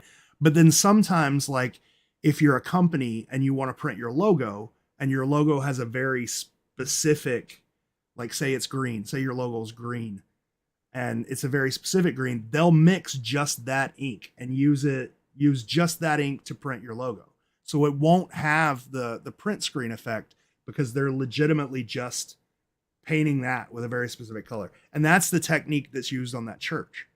It's weird. Just pull out your book, and now that you know to look for that, you'll see it. You can see the printing dots go behind the church. Yeah. It's really weird. Do you think that was an addition or a cover? What do you mean? I mean, I think it was. Is that covering something under it, or is that an addition? No, in the painting, there's nothing there. It's just a gray square box. So it's an addition, but it's an addition using a very specific color. It's not like they just were like, do a blue church. It was like, do this blue. And I don't know enough about the printing process, but so that church came off the presses like that. Yeah. Let me see if I can. I don't think I can show you guys. It wasn't, there's no way in post production that could have been added in. What do you mean? I don't know. So yeah. So do you have the dots because it's a singular color? It doesn't have the dots because it's a singular color.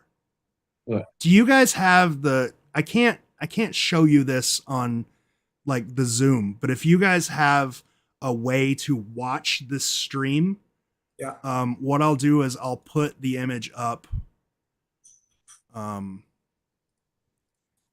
I'll show you. It's really like once you know to look for it, it's super easy to see.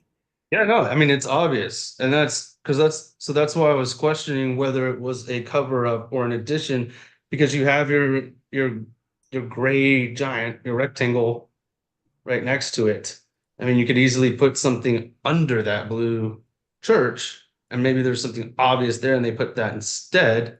Like the only other, the only other, I guess, edits we know of are cover ups. I'm not aware of anything added to it after the artist was done with it. I hear what you're saying. Yeah. I always thought it was just a late addition, so it wasn't planned. But what you're saying, George, is like they would have had to request that It's that specific image color. be done that way. Yeah. Done that way, yeah. Yeah. So could there be something under that and a way to filter out that color so that you could see what was under it? Let me see. Let me try to. Okay, there we go. I'm gonna make this huge so that everybody can see exactly. Are you guys looking at the stream? Because I'm about to make it live. The image, anyway. I mean, I'm looking at the image right It here. also looks really pixelated, like as does the cover up of the fleur de lis, which is weird. Like if you look at it, you can see. I don't want to move it, but you can see like the blue is the only solid portion of that painting. Even like the black and the hair, you can still see the color dots. Yeah. But the blue is solid, no color dots. But you look at the color dots that in the gray, the background, they extend underneath the church.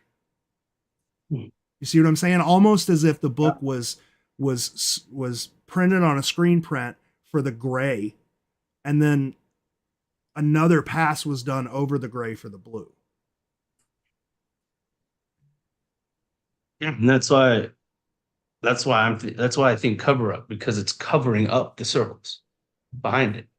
Then that's why I'm just theorizing. Could there be something else under But there? In the actual painting, there's nothing under there.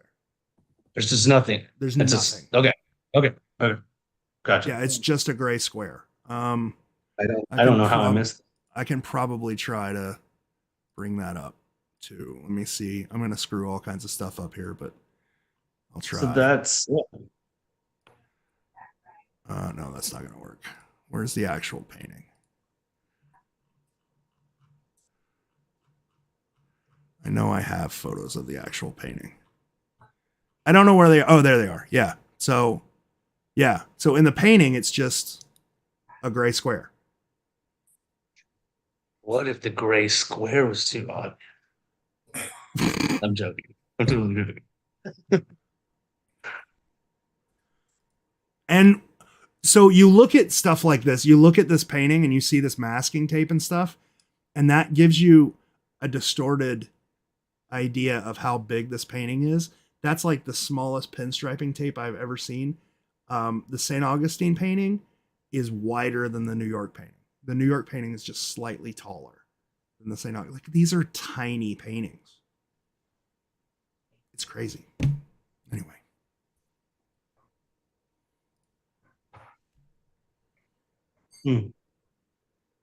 But yeah, there's a specific color there for some reason. I don't know what that reason is, but if he's talking about cutting out certain colors, Is it not?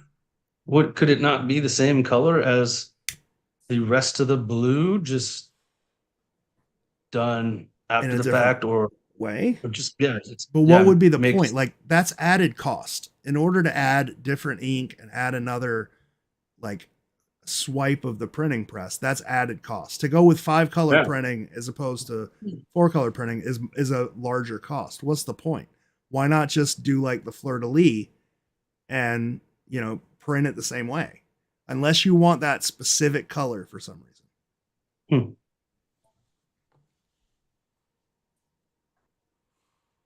I mean, this is just me spitballing. I don't know the answer, but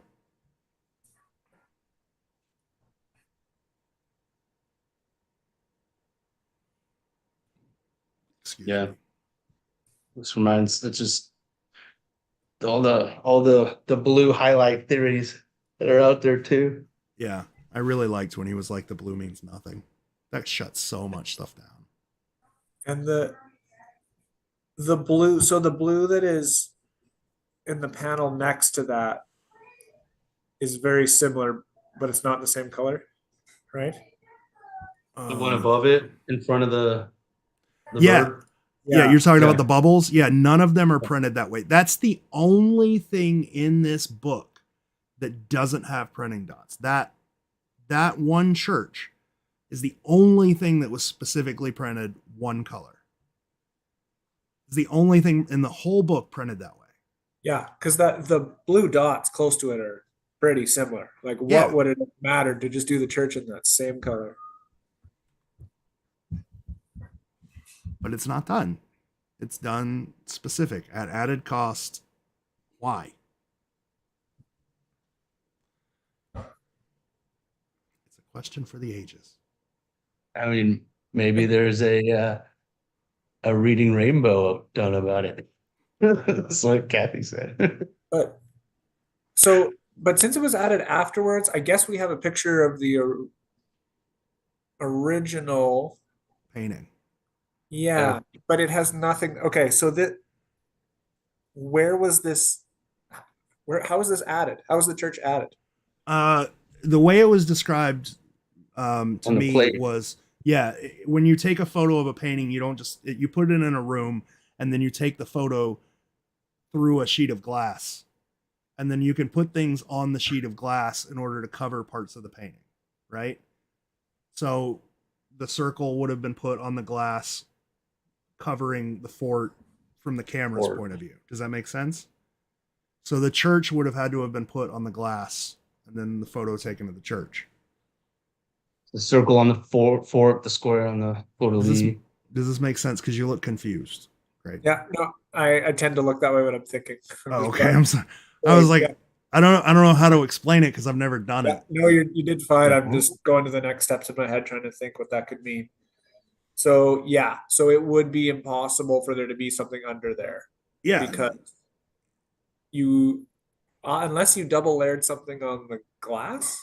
I mean, what's the point of putting something on the glass and then covering it up with something else on the glass? Well, as a cool device to like find a clue, where you would have to like use some sort of filter. Rachel's saying the painting wasn't Russian enough I mean, it's the only Russian thing in the painting, but to make the town. and it's a good point. That is a Russian church. But why print it that way? Why go through all of the extra trouble and the extra expense to do another pass on all of these books when everything else that was added was just done the normal cheap way? Well, yeah, but I'm just trying to go to Jax's idea that there's a clue there, and then if chroma keying is possible, is there a way to remove The that church? No. blue somehow and find what's left? Well, I mean, there's nothing. There's nothing. It's just gray on the original painting. So But that's why. instead, so you're suggesting they covered what was actually there on the original and then added this after the fact? No, I'm just trying to think like, could you have double layered something on the glass? Could you have put a clue in that space on the glass and then put the church over top of it? So if you use like a color filter to remove that very specific shade of blue, all you're going to get is a black shape. You're not going Yeah. to see anything behind it. But you would also remove anything in that image that's that color. And those dots that are above it are pretty damn close to that color. Similar for sure. I mean, even the water Yeah. down at the bottom. Yeah. So you could use that color filter to remove that color plus that color from the dots or that color from the water, and that could leave some sort of design. But the fact that now we know it's added after makes me even angrier about his comments about Houston. Like, dude, you could have added to that one too. Yeah. And in the end, Like New York is obviously a rushed painting. When you look at the like the way the background is painted, it's just like paint just slathered on. There's obviously he painted over something for New York because there's like a space in between the gray and the white background on the actual painting. There's a photo of it on 12 Treasures. And you can see like a design in there. I don't know. But that's all that church has always killed me. Like, why print it that way? Have you ever asked John about it? No. I try not to ask these questions. I know people don't believe that, but I been a try good really question hard to not to. ask though when he was just being so descriptive about the printing process. And if he couldn't have given us more, like at least timing wise, was like, dude, you're going in depth in this printing. Why Yeah. aren't there any dots in this one? You know? I didn't think about it. I'm sorry. I mean, I on one hand, like during that Q&A, I really wanted people to get a feel for how difficult it is to ask him questions. Because people are always like you just did, George, why didn't you ask him this? Well, it's hard. It's hard to ask him questions and he doesn't answer the way you think he's going to answer. And on the other hand, I was busy and I wasn't thinking about stuff. I was like, Honestly, holy shit, I'm about to get married. the most the most difficulty I saw was the amount of nerves that each person had coming up to ask him a question. And like it was visible. And some of Yeah. them were just like, I'm so nervous, like as I'm handing him the microphone. Yeah. Which We were is- on the I mean, spot. it's sweet. Yeah, it's nice. I think It's like it's respect. I'm really glad that the meetup went the way it did because he definitely left with a different taste in his mouth for the secret and for searchers. Because Nice. all he's ever dealt with are people that like creep him out. You know, Yeah. people that just send him creepy shit. Like he still like every week he gets a creepy ass postcard from some dude. Like that's all he's ever had. And just to see that there's 100 people here who appreciate him and make him feel awkward by clapping when he walks into a park or whatever. Like he definitely left with a different taste in his mouth. So hopefully he'll be more open to sharing in the future and doing more stuff. Yeah, a little less physically guarded Yeah. when you approach him. Yeah. So all right, is that all we wanted to talk about? I don't even know anymore. Did you guys have anything you wanted to talk about? Because I've kind of led this. I got a bunch of notes and stuff. I can talk forever, but we're good to I mean, end dude, whenever you want feel to. free. So. Whatever you want to talk about, it's fine. I don't care. I'm here for whatever. People seem interested, so if it's a Good. Yeah, that's yeah, good. Are there any interesting questions or comments? I haven't read. I've tried to focus on you guys, and I haven't. Yeah, I've been I've been Yes. talking and not paying attention. Evie wants a 6 hour stream. Yeah. For We gotta go some, to yeah, for some reason, my chat isn't working today, so I If just people haven't. out there could repost if they got any big Yeah, questions. yeah, comments, do that. Post them again, and we'll look now and maybe. I've got I the know what only it's like to person. be on the other side and watching Yeah. chat and keep posting my questions and be like, why is no one seeing this? The only person that's posting on YouTube is Chris, and he could have been here, so we don't. But he chose not to, so we don't care what he has to say. No, he said New York is cyan, right? Cyan absorbs red light, so it's a sneaky way to say it's a red church, but it's the outline of a Russian church, so it's already, you know. I think I just made a racist joke. Isn't calling Russians Is that reds is it? racist? I don't know. Uh, Isn't there a red square? Isn't that where the yeah, that's Yeah. where that's where yeah. the Kremlin is? Yeah. So is- Rachel Oh, Rachel Malley said, "What is the if you want to Sullivan's get technical, if it was published in 82, you could have gotten a lot away with a lot more stuff. Yeah, you could have. Oh yeah, clearly there was some of that in there. Yeah. That'd be interesting though if could that be a clue somehow to red square? Because you might have a clue to Times Square on the other side of her head, so you could have red square and Times Square next to each other. Rachel Malley said, "What is the Sullivan medallion you mentioned? If you look at the Chicago painting, on the right hand side of the painting, the figure's left, you're right. there's like a thing hanging from a pulley, and it's a medallion. It's from a architect something Sullivan, and Louis it's all Sullivan. over Louis Sullivan, and it's all over Chicago. I'm gonna try to. He's the one that JJP that John mentioned specifically in reference to the staircase. Yeah. Yeah. Because he was the teacher of Frank Lloyd Wright. Yeah. Apparently. Yeah, and I mean, you can just Google, if you Google him, you'll find that. But he The actually said medallion everywhere. at Yeah, at the meeting. Yeah. Yeah. He knew that. He knew But the it- context about that person. Yeah. and it's also on the sketch that he did for Chicago. It says Sullivan's Patch. Yeah. So, So that could have been some of his research. yeah. Man, and speaking of his ability to know people, I would have loved to ask him, Harriet Frischmuth, what's her name? I think that creature in the Roanoke painting alludes to an artist who died in 1982, a sculpture of hers. Her name was Harriet. And my think is that that's a play on words referring to the Harriet Nature Trail at Roanoke. But I would love to cold ask JGP someday if he knows that artist at all.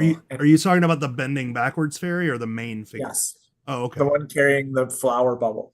Because he was pretty adamant that the main figure was just the jousting dummy. And I thought it was interesting at the meetup where he was like, some of these figures are just things to hang stuff on. Yeah. But So- that creature really looks like a sculpture that's holding this glass bubble Yeah. of this artist that died in 82, and her name was Harriet.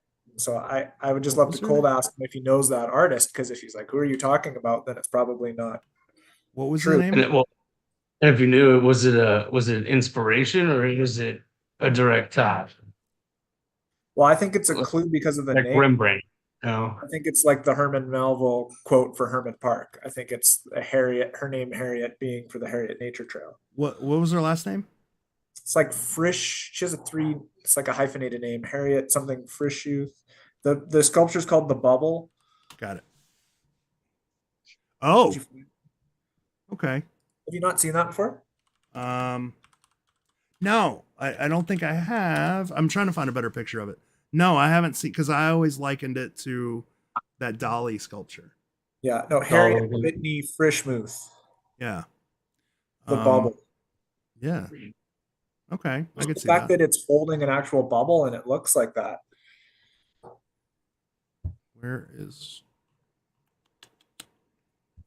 this? Where is it held? Crystal Bridges Museum of Modern Art. Where is that? Not somewhere John could go. Okay.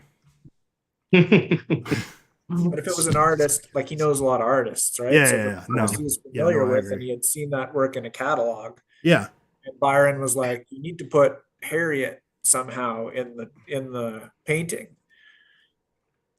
What do you guys think about him harping on the Soldiers and Sailors Monument? Because that's not the first time he's mentioned that. Dude, And that helmet is not on the Soldiers and Sailors Monument. It wasn't even invented yet. First of Yeah. all, why? Like, if you're gonna do an identifier for a city, like that's a weird one, and I did not see it either. Like, No. Well, I mean, the Soldiers and Sailors Monuments for the Civil War, that helmet wasn't even invented No, back then. It's nowhere to be found.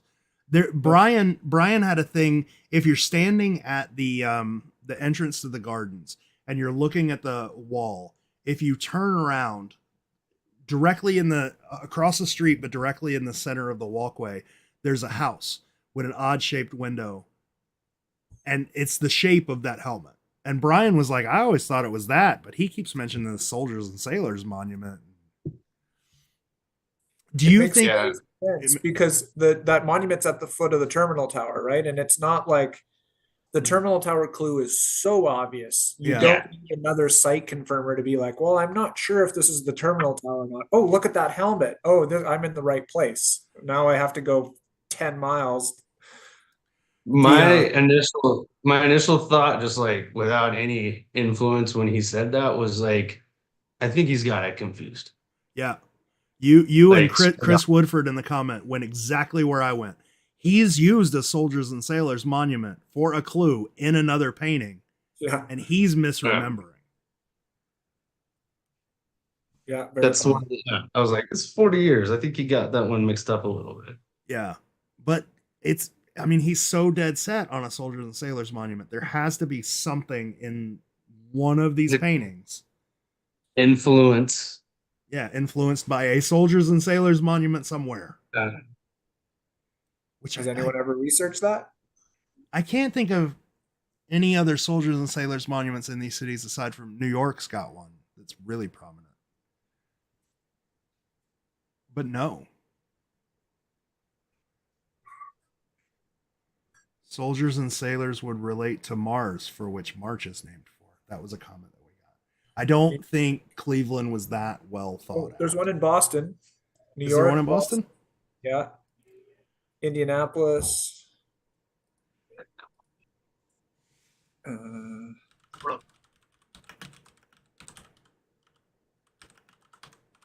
Cleveland, New Haven, Detroit, Albany, Pittsburgh. So Boston and Boston and New York. Will you look at you want to look at Boston or you want to look at New York? And I'll look at the other. I'll look at Boston. For those that are curious, I am the person that let the dogs out. The answer to that question. Thanks for not making me sing it. So the Soldiers and Sailors Monument in New York is just a big building. It doesn't have. It's not like the Cleveland one. I'm trying to look at the sculptures on top. I'm gonna address another comment that was in here while you guys are looking at that. There was one question about digging in national parks, and while there is some shady language used for digging in gardens and such, I personally believe that national parks are absolutely off limits. Well, you do have the one in Roanoke, though. Do we though? I hope. So there's another in Washington Square Park in New York, a Soldiers and Sailors Arch, but it seems to be also all about the Civil War. An arch? Does it look like the painting arch? I mean, it's an arch. It's like the Victory Arch or whatever in Paris, like the huge archway. Does it have the rectangle shape and the arch shape combined? Yes. Does it have a helmet? No, it's all Civil War and priests, Roman. It looks like Romans at the top. I can't find it. There's some Washington Square Park theories out there. I think I've seen it. If it helps, someone who's close with John says that John constantly talks about that park when New York comes up. So there you go. Have fun. Yeah, so that one's all. It's all Civil War. Oh, the Boston one is in Boston Common.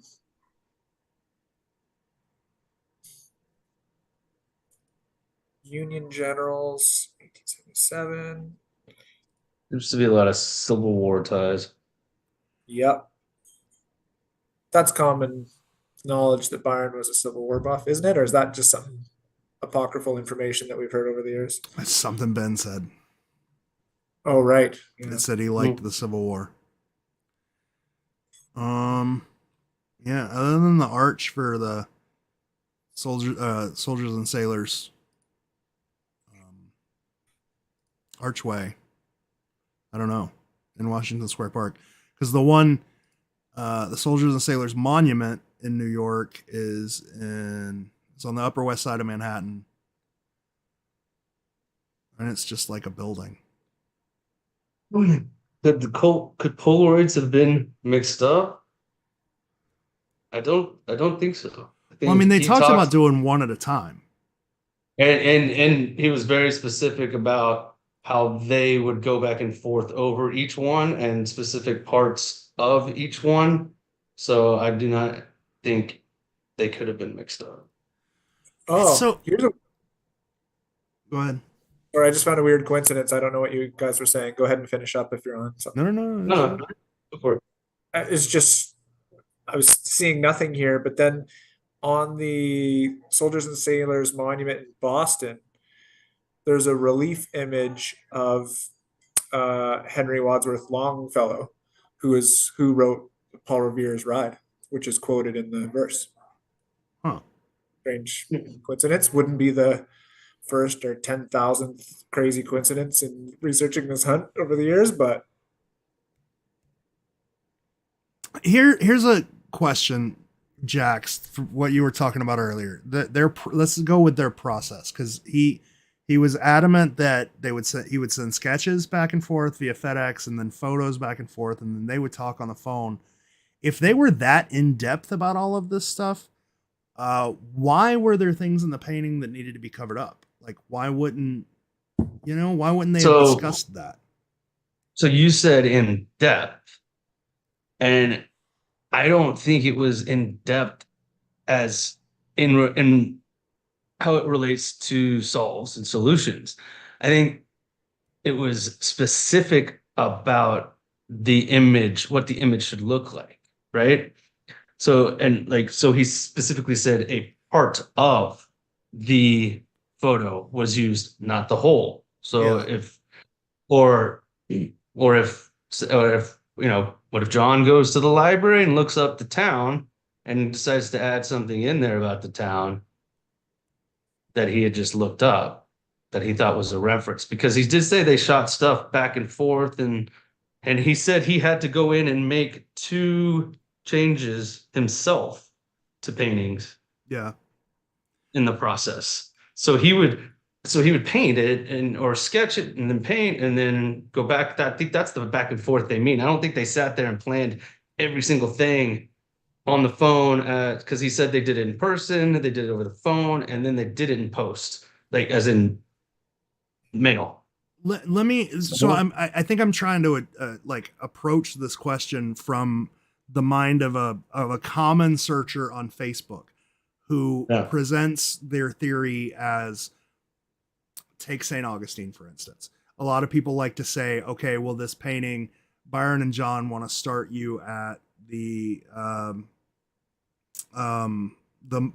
mile marker, the circular mile marker that's in St. Augustine. But then the painting tells you to travel up to this street and go to the Fountain of Youth so you can see all of this stuff. But then the painting directs you to go back to, how could any of that be possible if they were like, if they were working in a way to where Byron could put something in the painting that, or John could put something in the painting that Byron would have to remove. See what I'm saying? Yeah. No, It's- I don't think it was that detailed. Their conversations. I think that goes back to he keeps referencing the SR-71, right? So Byron was very specific with him about what to specifically use in the image as an image in the photo, but he didn't go into the details of like, this is how we're going to use it to get to somewhere, because even John said he doesn't know about the verses or much about the verses.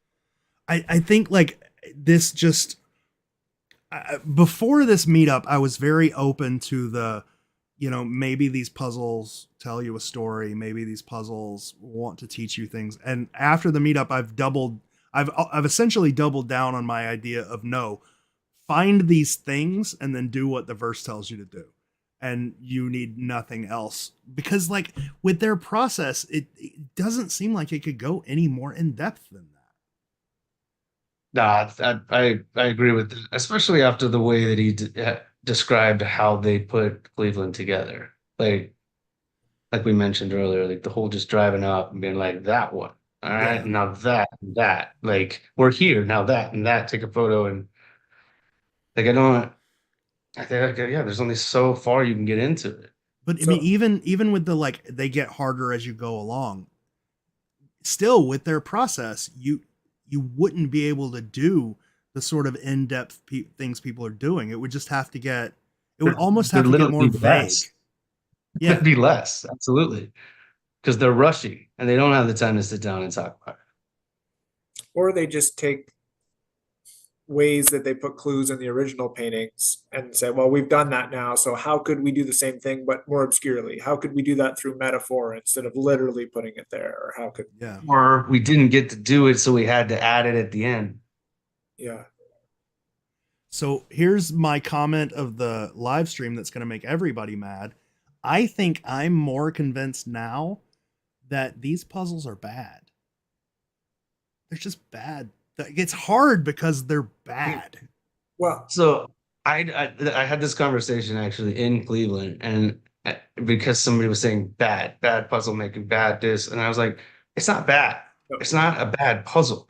Anybody that's ever tried to make a puzzle, like when you make a puzzle, you put stuff in it, and like they went back and forth because they're like, oh, that's too obvious.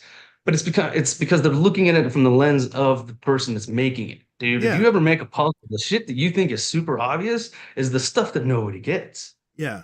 But it's because you know. Yeah. I mean, I think puzzle people take bad puzzle differently than non-puzzle people. And it's the non-puzzle people who get all upset when you say it's bad. Because it's like it's not like I'm saying this is the Yugo of like puzzles. Like this isn't gonna kill anybody. Like it doesn't have a method. It doesn't have a formula. It doesn't have a way for you to legitimately solve it. It's entirely guesswork. You know, you never know if you're right.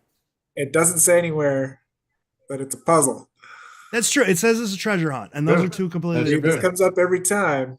Yeah. You're saying it's a bad puzzle. It's maybe because it's not a puzzle. Maybe it's not a puzzle, right? But there are puzzles in it. Yeah. But it was made by someone who's not a puzzle maker.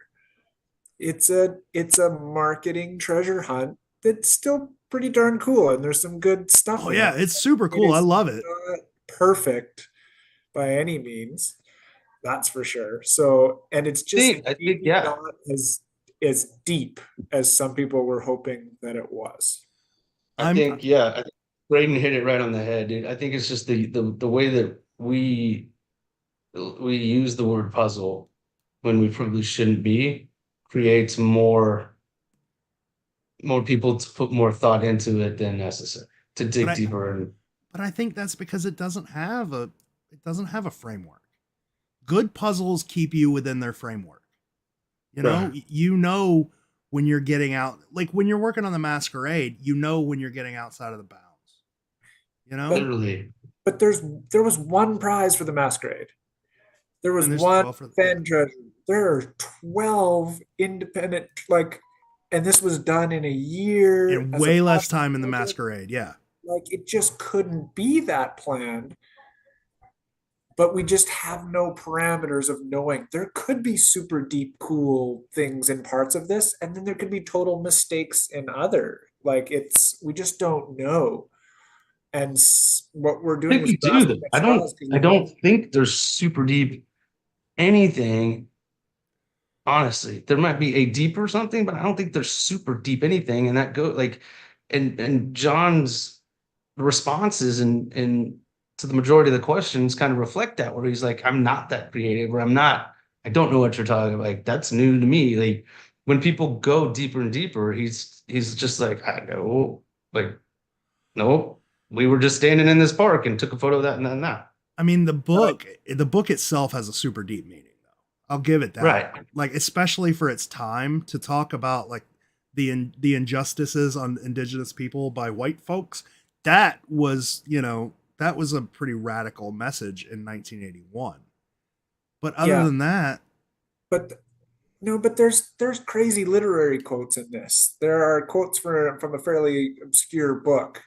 There's an acrostic of coming from an editor. No one would know about unless you were on site at a place at St. Augustine. Like there is not, and those are Byron's elements. Yeah, like but JJP is proud of the word Boston being in the painting, but Byron found some things that were pretty localized and obscure that someone who's not right there might not know. Yeah, but you could do that anywhere. Like, does that imply depth, or does that just imply he was there? Like I've always said, the word cask, using the word cask for these boxes, the only other place that the word cask is used for a container is at the Fountain of Youth. That's the only place he could have gotten the idea for that word. Now, is Yeah. that because of in-depth research, or is it because we found out. Ooh, where's that? Someone mentioned it. I didn't catch the name. It's a Petassos. It's a Greek hat. Oh, Oh, nice. that's a better match than That the is Soul way better. Sailors Yeah. Monument in Cleveland. Sorry, I'm not giving credit to the person that said it. Whoever said it, just say your name again. Yeah. Jeff Sapero, I'm going to butcher that last name. He said that the book totally has a framework. It's image and verse. And I agree with that. But you have to go outside of that. You have to go outside of the image and the verse, right? Like you have to take the image and the verse and find physical things, right? I think framework in most puzzles tell you how far outside of the book you have to go. Whereas in the secret, you don't have that. You could go wherever the hell you want because it doesn't have a direction that it's pointing you. And I think that's what I mean when I say it has no framework. Yeah. Some of the depth I think is literary because Byron was very literate. Yeah. Like there's neat wordplay. There's literary reference. It's not encoded, parameter built, modern puzzle making. It's Yeah. not what it's supposed to be. It's like what John said. It's not like the Zodiac Killer. Yeah. It's, I don't know. Rules out ciphers, George. It's off. Good. I just know you're a fan. Yeah. Mel Moore wants to know, is Josh Gates going to cover any new finds? No, he said that many times. Yeah, but that could change. If Could. it would make money, he would do it. Yeah. I mean, if it would make a there's good show. one way to find out. Yeah. Scott Stewart said that it does. You just don't like the answer. The front of the book and the back of the book give you limitations. I don't see how. Who's front? Who's back? Well, since both are there, let's just assume both. I don't see how. Like, I think the front of the book gives you a lot of useful information. Without the front of the book, we wouldn't know half of the crap we know about these puzzles. Like, it would be all kind of guesswork. I don't know that the back of the book gives you anything. I still haven't seen anyone give me anything from the back of the book that they could have figured out without already having solved 90% of each of these cities. You know what I'm saying? Yeah. They're just breadcrumbs. Yeah. Little things. And which makes this treasure hunt harder. I've always kind of said that it seems to me like the things that Byron and JJP chose to include, like the more they chose to include, I think thinking it was leaving more hints made it harder. Made it harder. It removed the consistency in the parameters from the hunt and just blew things wide open. Oh, well, if that's there now, then it could be anything. You can go down any rabbit hole you want. Yeah. So I think they thought they were being helpful, and in reality, they just made it way harder. That's exactly what I said about the Japanese hint. Like, I honestly, because whatever's lost in translation and the amount of interpretation taken by the interpreter, it just feels like it opens up more questions than it actually answers. Like the few answers that we get, like the rest is just like, oh shit, that's okay. Well, let's dive into that. Opens it up for more. Yeah. I know like people like to say, it was 40 years and only 3 have been found. When that's not entirely true. It's more like 20 years because in 1983, I mean, one was solved almost immediately. That's great. Everybody else basically ignored this book. Nobody started working on it until like 2003. They found one a year later, or maybe 2002, whatever. They found one a year or 2 later and then basically stopped really digging. Like there were maybe 3 people who did any digs and they would do it on family holidays once a year, Yeah. I don't know. And then, the Facebook groups pop up in 2015, 2016, 2-3 years later, another one's found. Like, when people put their heads together and they're reasonable, these things get found. Well, yeah, it's taking forever also because they're getting harder. Time is making these harder. Yeah. It's not wrong. Access to information is making this harder. It's time. The more time that goes on, the harder this hunt gets. We're not making it, just like Jack said, we're not making it any easier on ourselves. Access to information is 100% making this harder.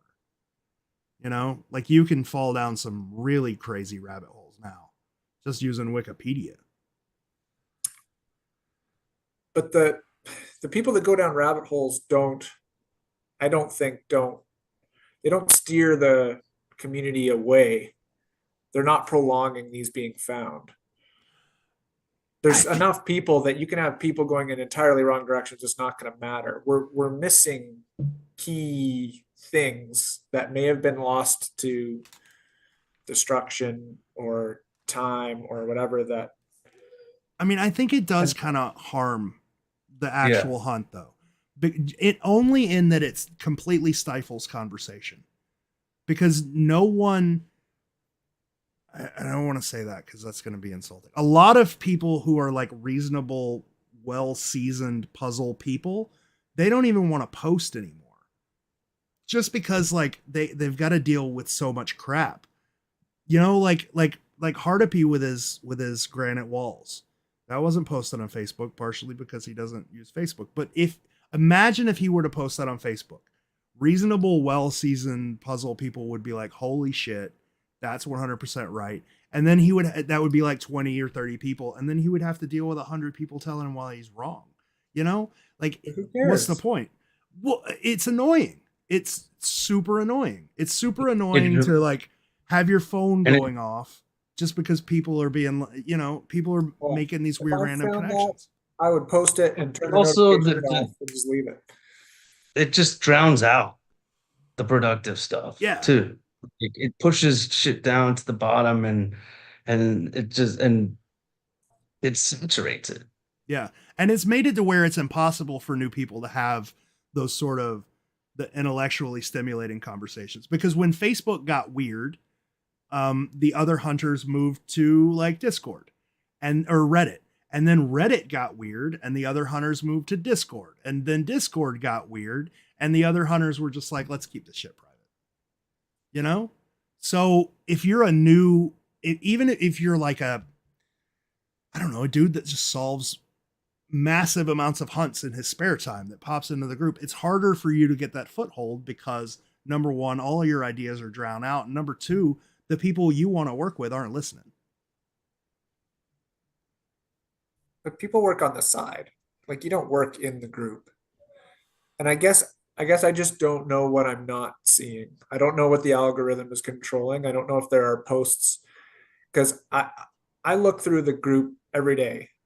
But I got to the point now where I will look at a post and decide in about 30 milliseconds whether I'm going to read the rest of it or not. And I just skip because you can tell right away when it's something that's not relevant. But I guess I don't know what I'm not seeing. I don't know if I'm getting flooded with a lot of. No, it's because you're a reasonable puzzle person and you aren't posting. Just because of everything's irrelevant and everything, it's flooded. That's not why I'm not posting though. I'm not posting because I don't have anything important to share. But if there was like we can sit here and have this conversation. We could do the same thing on a Facebook post, right? We could have a long, intelligent conversation about this puzzle. But you and I both know that if we were to open that up to the public on a Facebook post, our conversation would be drowned out with just nothing. So we have it in private messages instead. Yeah. Right? A Facebook post is a terrible place to have a conversation anyways. But it's a good place to get to know people that you would want to have a conversation with. Yeah. And if everything's getting drowned out by just crap and actual people you would want to work with aren't posting, you're not going to find those people. Like, I'm sure I know I have private places I talk about the puzzle. I'm sure you guys do too. And in my experience, up until, 3 years ago, we were constantly adding new people to the conversations. Just constantly. Like, this person comes in, he's got a good idea. Let's bring him in. We'll have a conversation with him. Like 3 years ago, that shit stopped. And I can't think of a single new person that's been added to any of those conversations. Oh, I think because what you were just saying, Graydon, it doesn't apply to you because you've been around long enough to be able to filter and decipher. If someone new just gets bombarded with stuff as soon as they jump on and they don't know, they're not able to determine what is content, quality content, and what is not, and it's overwhelming. It's frustrating, I mean, what's and the it deters Facebook? them. Let's go to the Facebook page and see what people are talking about. Because like earlier today, it was all like AI stuff, which Yeah. is interesting, but nobody's going to talk about it. Yeah, I think like 1 out of every 30 posts I see is something that interests me. Yeah. So there's And like the first post yeah, that I try to see come is back to them. step on Try to stage, come back. step on nature, cast in copper. Nobody like we already know about the Montreal path things. Like it's all like it's I don't know. I Some don't know. It's discouraging and it sucks because like the group is exploding and you know that there are people that would have good ideas and you know that there were people that would contribute to the conversation, but the current things that are being posted, like they're not, it's nothing you could have a conversation about. there's there's something I saw the other day that I thought was kind of neat. That was someone put together a theory of Sorry. trying to connect a key word in the litany to words in the verse. Yeah.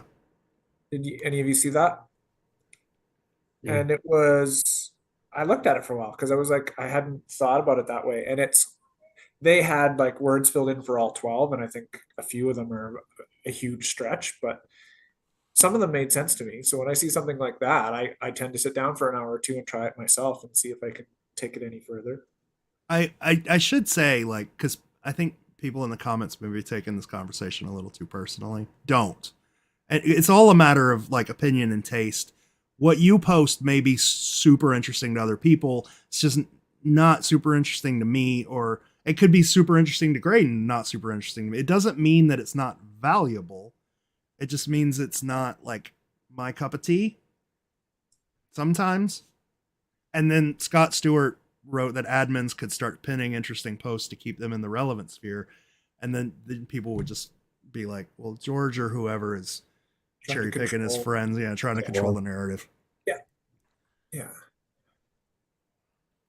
So please don't take this personally. This is just me venting, I think.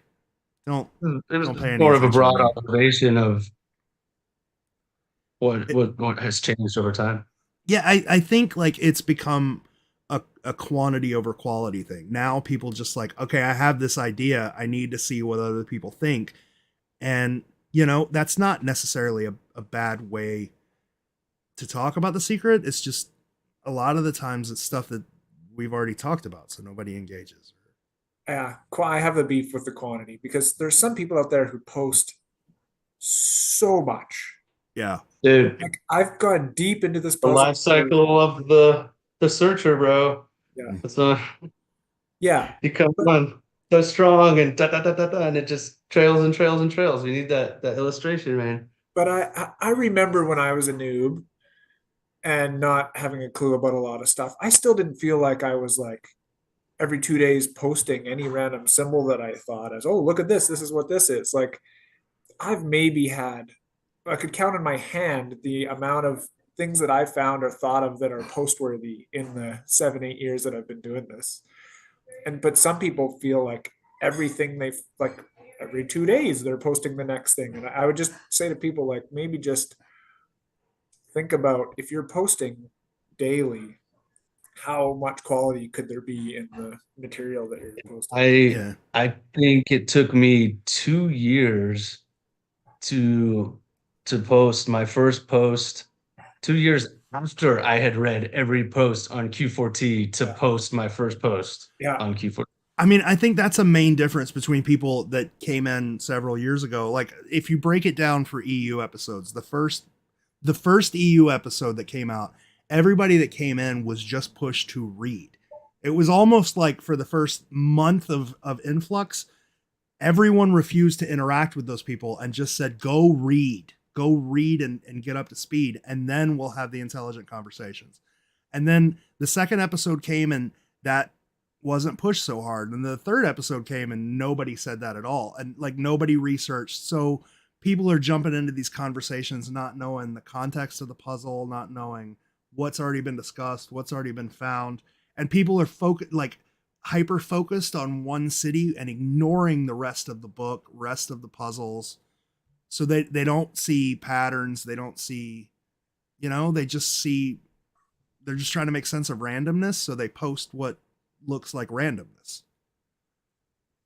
And the search function doesn't seem to return stuff like it used to, likely because there's 10 million posts now. Yeah, that used to be a few years ago. People would say, use the search function. I try to use the search function now and I can't find what I'm looking for. I know there's a post. I have a specific post I'm trying to find and I can't even find it using the search function. Well, Facebook's transitioned from being about quality to being about interaction. So if a post gets a ton of interaction, even if it's just one dude talking to himself, that's going to be returned higher in the search results than something that's quality. Same problem with Google now. It doesn't come up with obscure things that are stronger matches to your search. It tries to decide what it thinks you actually are looking for and feed it to you now. And it's a nightmare to find stuff. I don't know. Anyway, this Sunday Funday has just devolved into venting now. How can we fix it? The meetup. That's why the meetup was so great, because we didn't have to deal with any of that and everybody was there. Dude, I so wish I could have spent more time with people. That was my biggest drawback. Like, I know everybody that I talked to, I was like, I'm so sorry that I couldn't go to the bar, or I couldn't go to this, or I couldn't go to that. And they were like, but you were with Palencar. It was worth it. It really wasn't. I wanted to meet people, and I didn't get to hang out with anybody. And it sucks because everybody had such a great time. Yeah.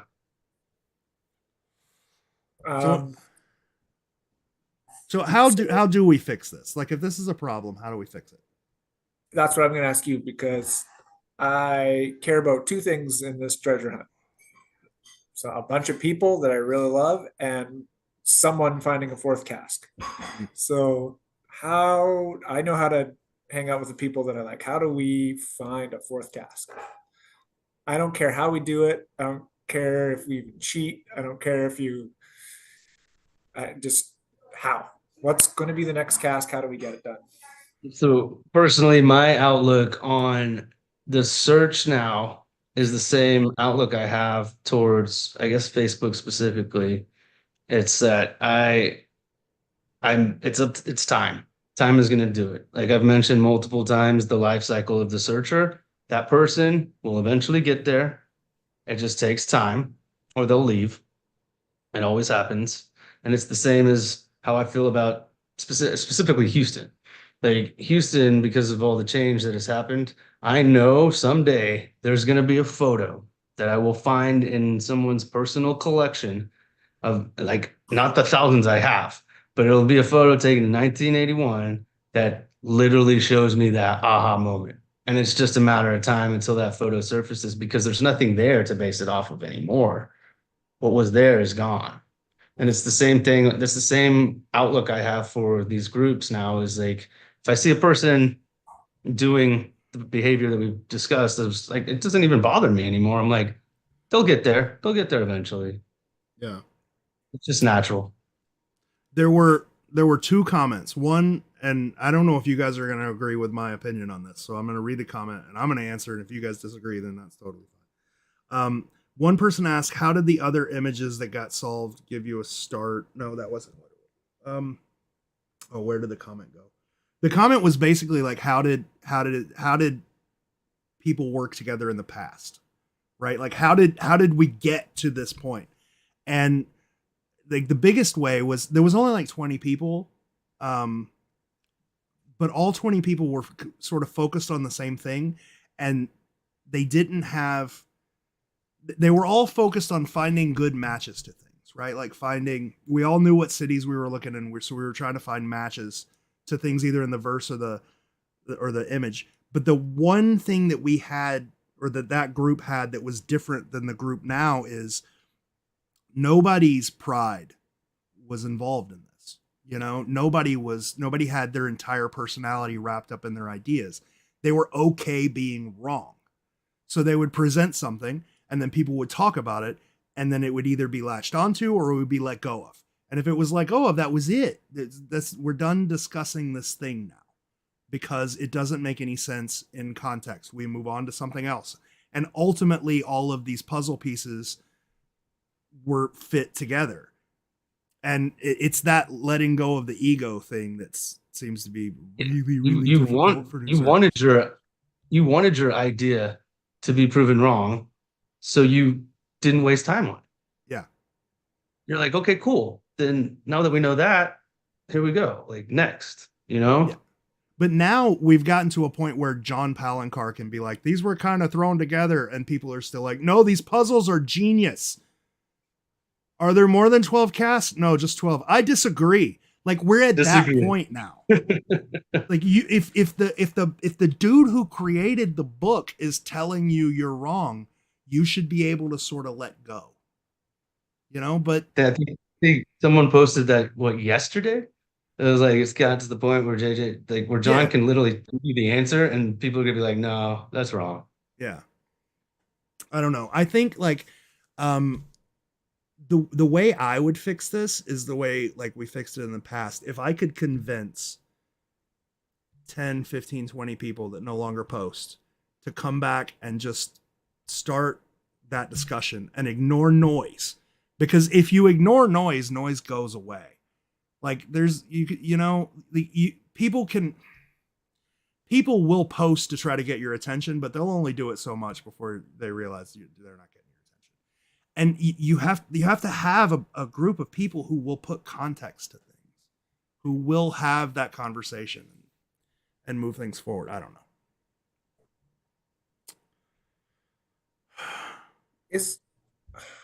And like, there's a guy in the comments, and I'm sure he didn't mean this rude, but he said, I think since the guy who told the Cleveland Finders where to go gets zero credit, people are less likely to share. And it's shit like that. Number one, Johan didn't tell them where to go. Number two, it was a team effort. And number three, every time Cleveland gets brought up, so does that man. You know, like, yeah, he's a legend.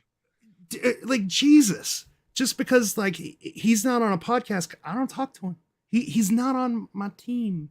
Like, yeah. If he wants to, feel free. Credit, like, if I had a credit, choice, he gets. If I had a choice right now between me personally solving and finding one of these casks and the entire community finding two of them, I would take the entire community finding two of them in a second. Yeah. I'll take anybody finding one. I don't give a shit. Yeah. I mean, I think this idea that nobody gets credit for good ideas is, number one, it's harmful when people throw it around, and number two, it's just not true. Like probably the name that everybody in this hunt knows the most doesn't have a cask, and it's Robert Fox. We talk about him constantly. Like Corey with the World Book. We talk about him constantly because he had a good idea. Golden Gate with a Japanese book. If you have a good idea, like Hardapy ain't found shit in terms of cask, but everybody knows his name and everybody knows Granite Walls.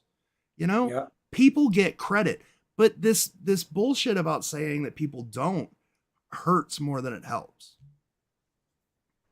I don't know. Yeah, who cares? Yeah. There's like 100 names in The Secret that everybody knows, and only 3 or 4 of them have casts. Yeah. You know, people who bring things to the search, they get remembered. Are we missing a demographic? Like, is there an important age of person that would be super helpful for this that isn't like, so these were buried 40 some years ago. Are there enough people that are like in their 60s and 70s on this hunt that lived in these cities that would like remember that park at the time? Yeah, I think that's the highest demographic. But our demographic for this hunt is strange because it basically rides right alongside of the demographic of people who watch reality television. You know, so you're in that age bracket. It's a mix between men and women. It's a mix between where they live. But that age bracket of like mid 60s or like mid 40s to mid 60s is 75% of the community. But 60s and 70s though. Like, do we have Mhm. Yeah. There are people in some. each of these cities who remember as a teenager or the early 20s all of these locations, and we're like, because we might not find a picture of the sign that was there. We Yeah. might need to Well, find someone who remembers the sign that was there. that, that's the problem. The age group, or the span that George just mentioned, starts with me, that remembers it from a child's perspective, Yeah. and ends with the elders that were teenagers at the time that are remembering less and less. Yeah. So it's kind of goes both Like ways. it's weird. Like, yeah, I grew up in St. Augustine around that time, but I don't like I remember random things, you know? And people But like my that's, dad weren't yeah. as focused on, they were working. They weren't focused on like what was where. But just kids that, like, people that were in that part. I know it's hard, but I'm just like, time is important here, because you're right, Jax. But if we add another 10 years to that, another 20 years to that, there's not going to be anyone who was there at an age old enough to remember who has that recall. Yeah. I'm just curious because I don't know about enough about the general community, but like you would be a great So person to that's the ask. Like, do you that's the know? content. That's the content, that input, that content that you don't want to be pushed out and disappeared, right? Saturated and lost. Yeah. There's Like that's the stuff and that's that quality content, people sharing there's a sticky that. point to that too. Like, you need that person that you're talking about, but you also need them to not be super involved in their own ideas. Because we definitely have a person like that in St. Augustine. Her name is Laura Ratner Olson, and she is a wealth. I mean, her family ran the cross and sword play. Like, I think her grandfather directed it. She starred in it. She was all over this town. She knows everything about this town. Super friendly, super kind, will answer any question that you need answered, But she's got her own ideas. And her ideas, that's the path she travels down. She doesn't think outside of her ideas. So it's possible that there's a memory in her head that will help, but she doesn't explore that because she's in her ideas. So as long as, if somebody doesn't ask the question to spark that memory for her, she won't remember. So you have to have somebody that's that old, but also, I said that old. I'm sorry, Laura. You have to have somebody that is that age, but also not really invested in their own ideas. Yeah. Like someone like that concierge at the Fairmont that you guys found. Yeah. But like, but now to back that up, should you not be able to find like a dozen people who are 65, 70 years old in San Francisco that you could hung around that area that you could just straight up ask, like, was this parking lot there? Was this? I'm just Yeah. wondering, are we using that age? Do we have enough of those resources? Do we have enough of those people that age in all of these places that we can go to and ask about this stuff? Then you got to get If people they're out of their not house. already involved, if they're not already involved or knowledgeable about it, it goes back to what George said. They weren't paying attention. They just it just what? No, I don't no, I don't remember that. Like that's what I've experienced here local. Even asking family and friends and that are of that age, they're just like, well, I don't remember, just because they weren't looking. You know, there's a random. I mean, we're talking about random parks here. Like people Yeah. don't pay that much attention. Yeah, it's like asking my dad what a sign at the Fountain of Youth said in 1980. Like, I don't Yeah. know. I remember where it was. We went a couple of times. I don't remember what the sign said.